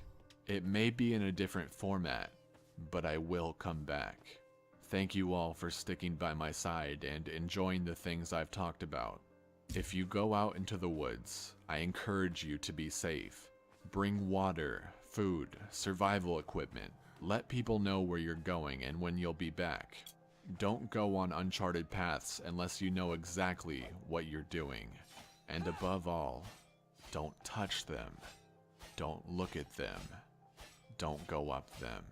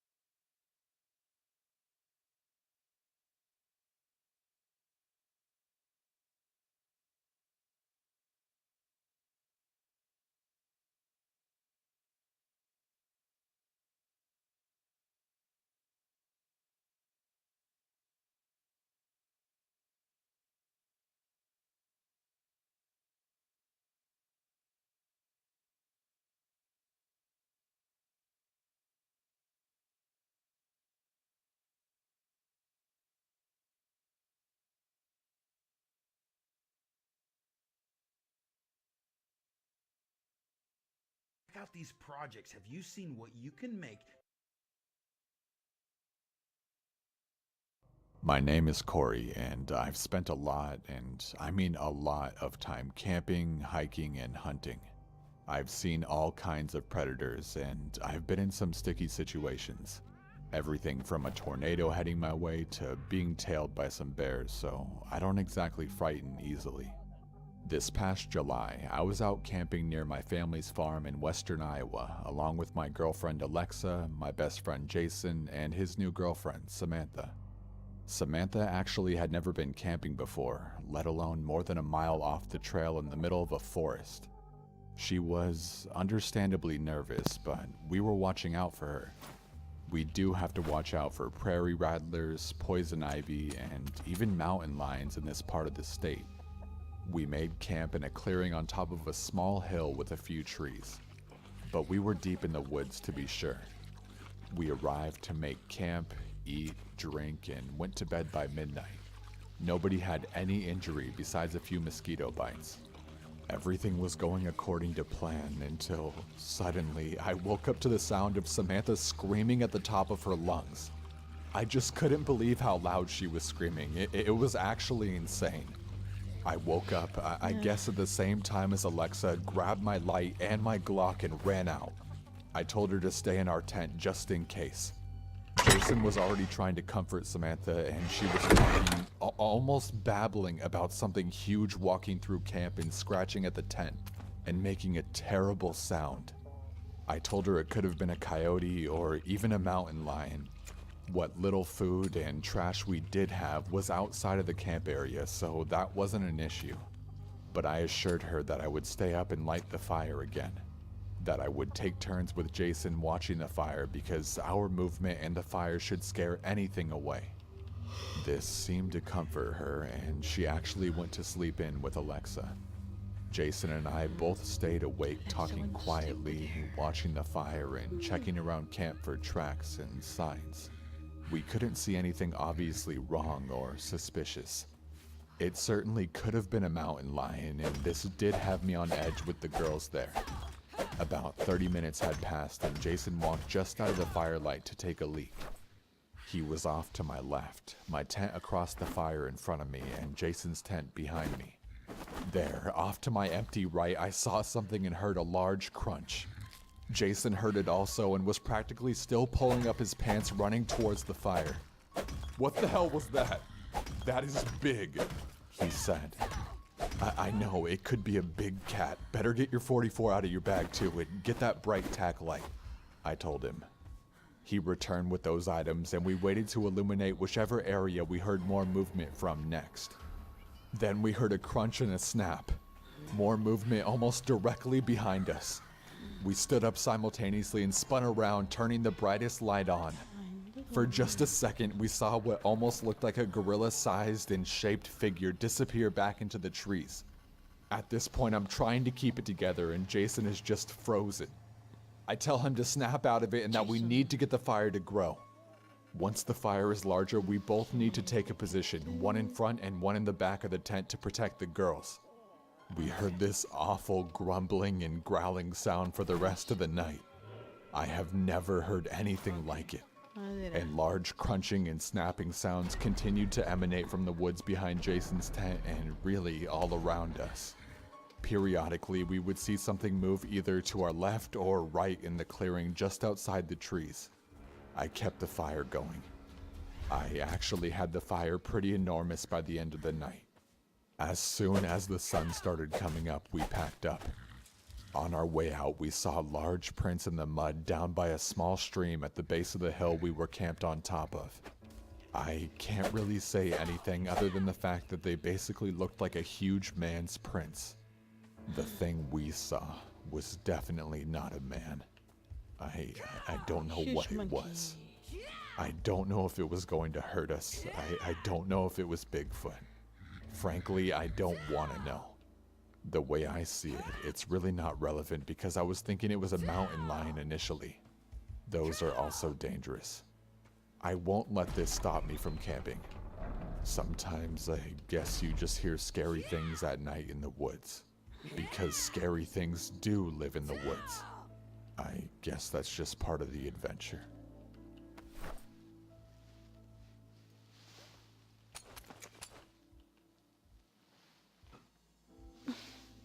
I'm a 27-year-old male, and I've lived in the same town pretty much since I could form memories. Until my 25th birthday, I had never been out of the state of Florida, or even further north in the Orlando area. For my birthday, I decided to change that and saved for months to visit some friends I have across the country. I've known them online longer than I've known any of my local friends. The first stop was to visit one of my then best friends, Alice. We don't talk much anymore due to a falling out over her drug-addicted fiance. But at that point we talked and gamed together for hours each week. She lives in North Carolina, close to a large city but in a rural area on 10 acres of former ranch land. Her and her fiance lived in a large trailer in the middle of the property. To the north and east were a few acres of forest, to the west was what used to be farmland, and to the south was a long driveway, some landscaping, and the street.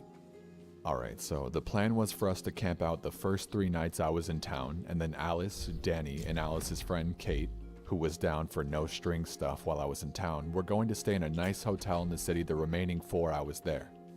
Danny had prepared for my stay by digging out a massive fire pit and collecting tons of firewood. We dropped by the store and stocked up on beer, camp foods, and bug repellent, with a little side stop to a dealer friend of Kate's that hooked us up with medical grade pot from out of state. This was a whole new experience to me, being city born and raised with no previous camp experience, so I was really excited. Even though we were only about 500 feet from their trailer, I felt like I was in the great outdoors. The weather was great, only getting to around 70 in the day and dropping to about 60 at night. With clear skies the whole week I was there, so we didn't bother with tents and just set up with sleeping bags. We roasted bratwurst over the huge bonfire Danny built, drank till we were buzzed, passed around the pipe a bit, and blasted music well into the night while chatting and playing drinking games. When it came time to wind down, Alice and Danny set their bags up on one side of the fire while Kate came over with me. We were both too drunk, baked, and too tired to do much of anything, so we just ended up snuggling until we fell asleep. The next day, Danny and I went out into the woods to a stream that cut through their land and a few of their closest neighbors' land for an afternoon of fishing and small game hunting. We ran into one of the neighbors who was out looking for his dog. Said he hadn't seen her in a few days and was getting worried. We told him we would keep an eye out, and Danny told him not to worry, that if she was in the woods there wasn't any predators out there and he expected her to turn up soon. The neighbor continued on and we kept fishing. Around 5 or so, we turned up with a few fish and 2 rabbits. Alice and Danny got to getting them ready to eat. The rabbit was going to be stew meat, and we were just going to cook the fish right over the fire. The night went much the same as the first, drinking, music, games, and hanging out. Not too late, Alice and Danny said they were going inside for a bit, leaving Kate and I to have some privacy. Just gotta say, sex outdoors by a roaring bonfire under a bright, starry sky for someone used to the apartment life was amazing. Almost worth what happened later. A bit after we finished, Alice and Danny came back out and we all hung out a little longer before planning the next day and then calling it a night. We slept under the stars again and it was as beautiful as the first night. Kate and I slept cuddled with me as the big spoon and slept pretty well considering we were on the ground. I woke up sometime between 2 and 5 in the morning. I can't be sure as my phone had died earlier and was charging inside. I had to piss my brains out but was too tired to walk to the house, so I made my way to the big pile of wood by the fire and stepped to the other side facing the forest. I took what had to be the longest piss of my life and went to zip when I thought I saw something moving in the tree line. Something roughly human-shaped, maybe the size and form of a lanky teenager.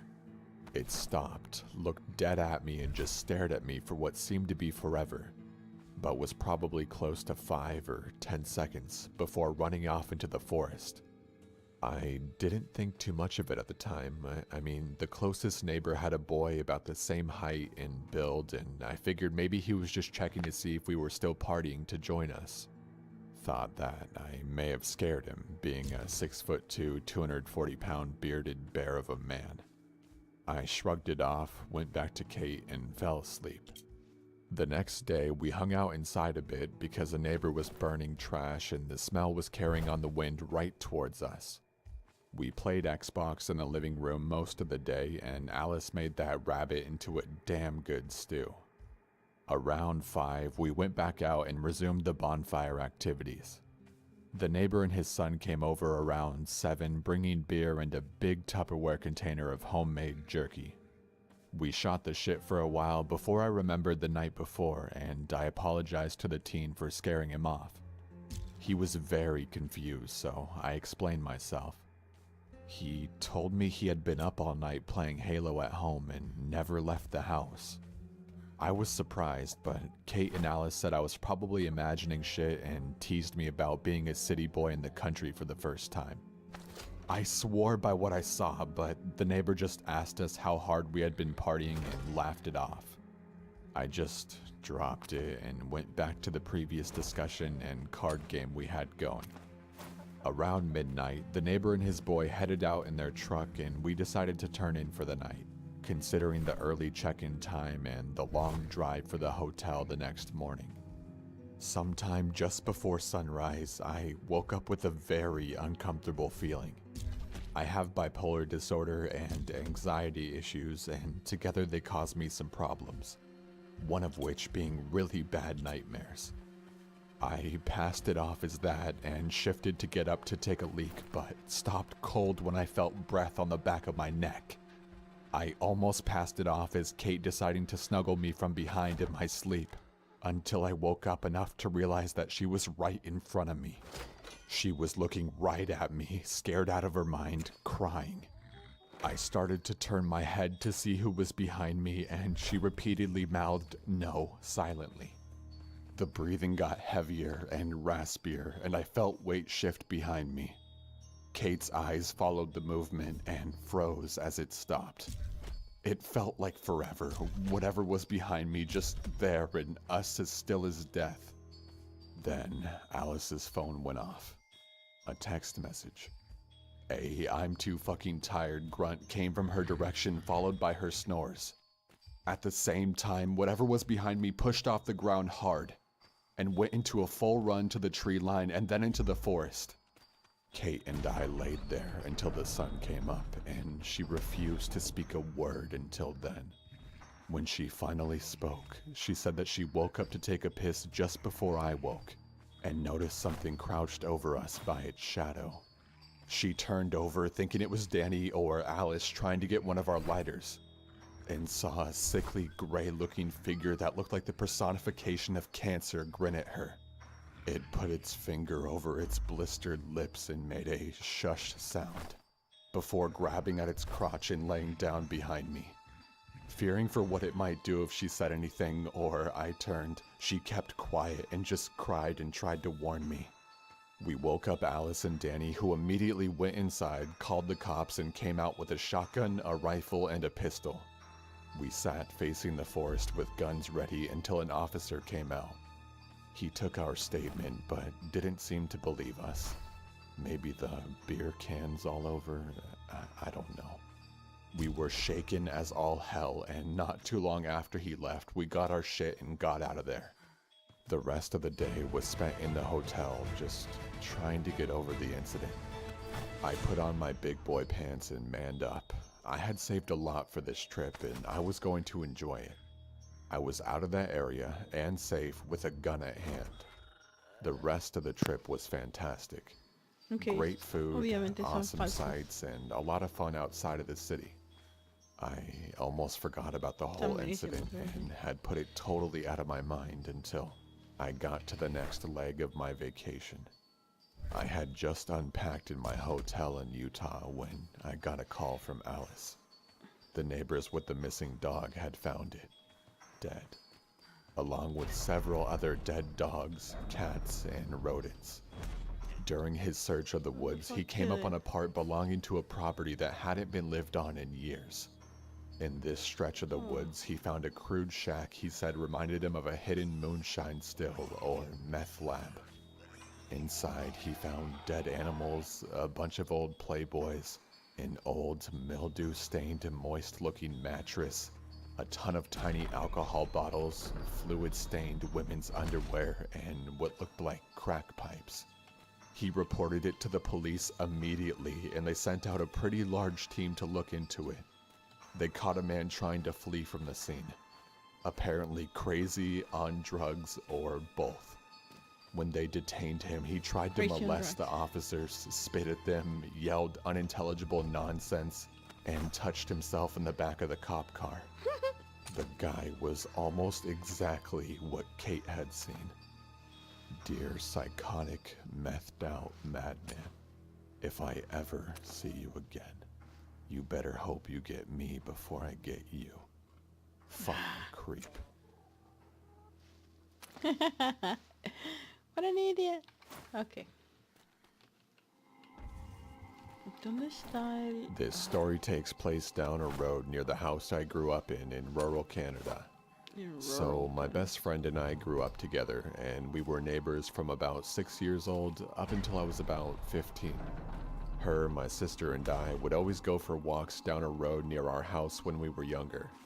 She still actually lives at the same house she grew up in, but we moved a long time ago. So one day, while my sister and I were at her house, we decided to go for a walk for old time's sake.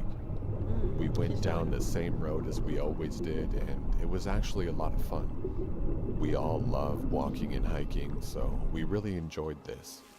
It was Thanksgiving weekend, and the trees looked beautiful with all the fall colors.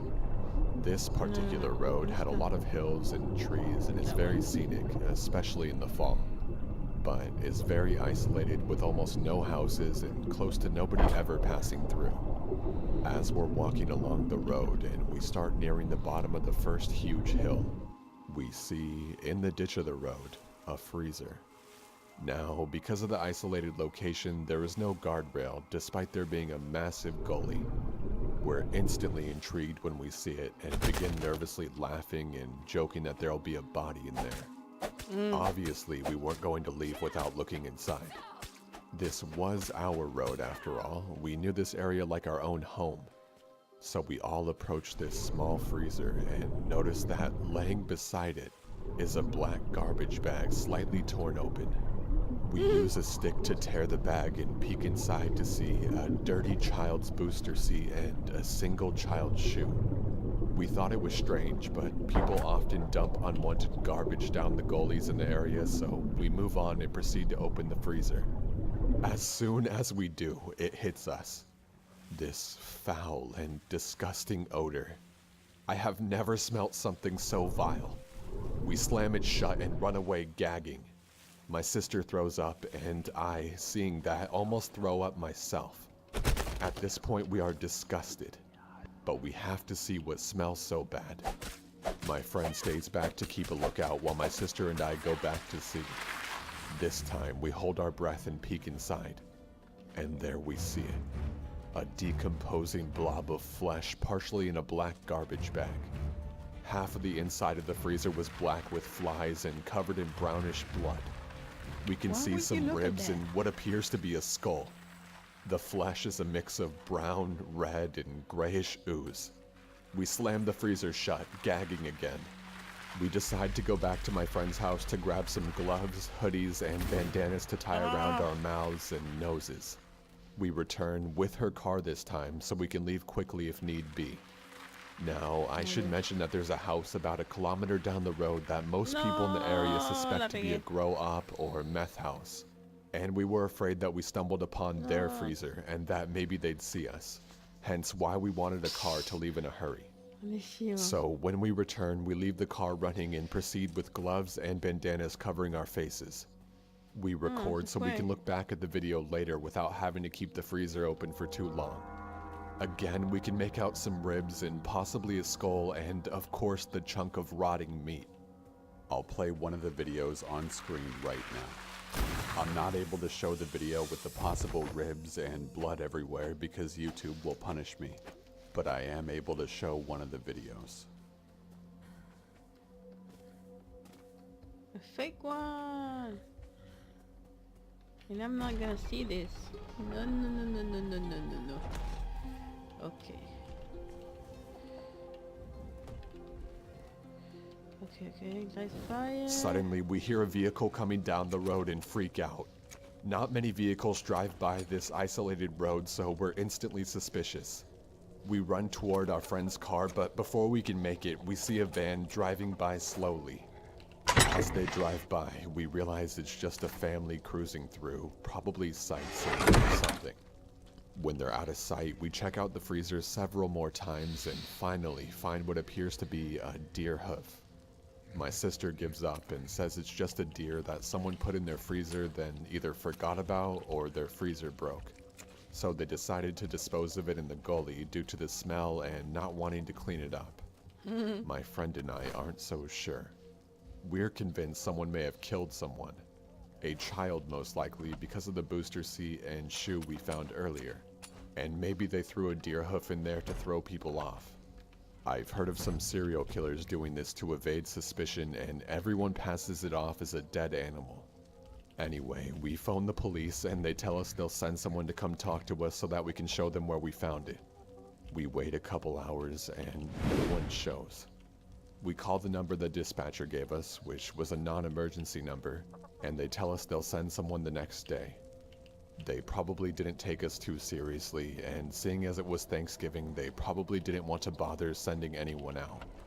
We made sure to tell them that it may just be an animal. I mean, obviously we didn't want to tell them that we 100% found a dead body, but that we would like someone to confirm and to get rid of the freezer. Maybe that's the reason they didn't come. I don't know. Long story short, the police never showed up or even contacted us to ask any questions. When we returned several weeks later, the freezer was gone, as well as the booster seat and child's shoe. Everyone we told laughed it off and said it was a deer and that we were crazy. I'm not so sure. I'm still convinced, to this day, that we found a human body. You want it to be a human body. Different. I live in the only house down a country road. Everything else is pasture land and national forest for several miles. It's about 3 a.m. and my 3 large dogs go absolutely nuts barking, which sends my husband and I flying out of bed to check on our livestock, assuming that coyotes were in the yard. Before we can even get our shoes on, we hear muttering on our front porch. He grabs his rifle and whoever it is starts knocking on the door with no real urgency, but more like a casual visitor. I had my cell phone ready, already dialing the cops, and my husband slid up to the peephole. A woman that looked right around her late 20s or early 30s was standing outside, patiently waiting a few minutes and gently knocking on the door, not thinking or nervous and not being aggressive. My husband said, "Ma'am, the cops are on the way. If you need help, they'll be here in just a few minutes and you're welcome to sit on the swing right there and wait on them. But if there's anyone with you, we are armed in here and will not hesitate to shoot if anyone tries getting into this house." He said she kinda smiled, not creepy, but like she was glad her knocking woke someone up. She then said, "That's okay, sir. I just wanted to let you know the thing in the woods is coming, and he'll be here soon. Good luck." He said she turned around and walked down the driveway like she hadn't a care in the world. The cops looked all over the place and couldn't find her. It's a 10-minute drive to our driveway from the main road with no houses until you get into town, another 20 minutes away. The whole thing freaked me out for weeks.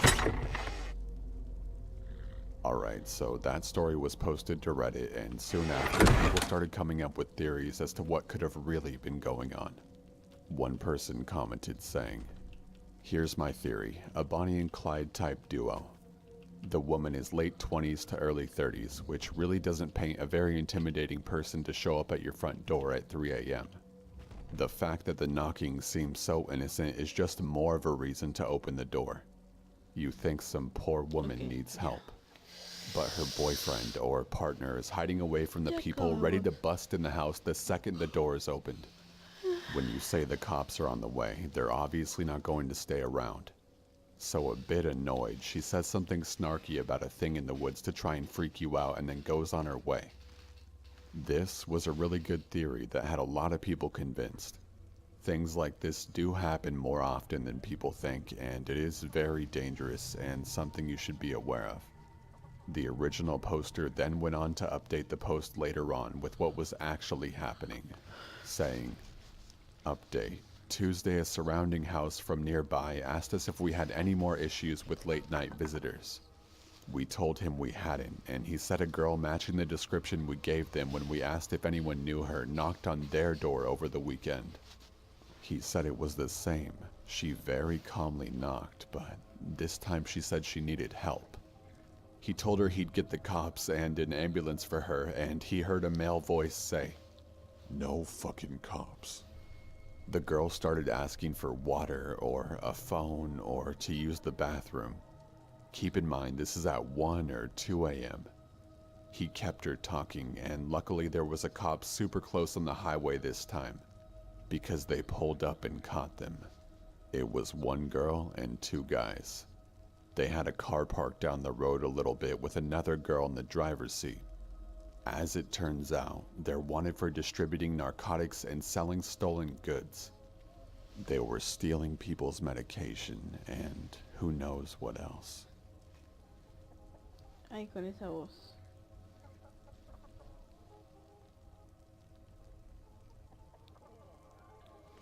Here's something for you guys in the comment section to debate about.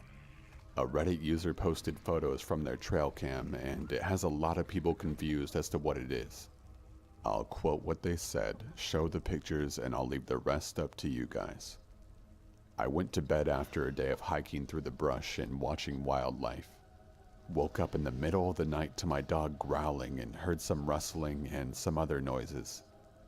Just assumed it was one of the foxes that lives around here and went back to sleep. I got up in the morning to check the trail cam and I found this. The timestamps are all fucked up on that camera and I can't seem to fix it because it always changes itself, but yeah. The figures in that picture seem like teenagers or something, but judging by the height of everything around that spot, they'd only go to my hip. The nearest town is at least 45 minutes away down a few gravel roads. I have no clue what they were or why they were so tiny. Here's a picture during the daytime to help give some more idea on their size. So what do you guys think it is? Leave a comment with your thoughts in the comment section.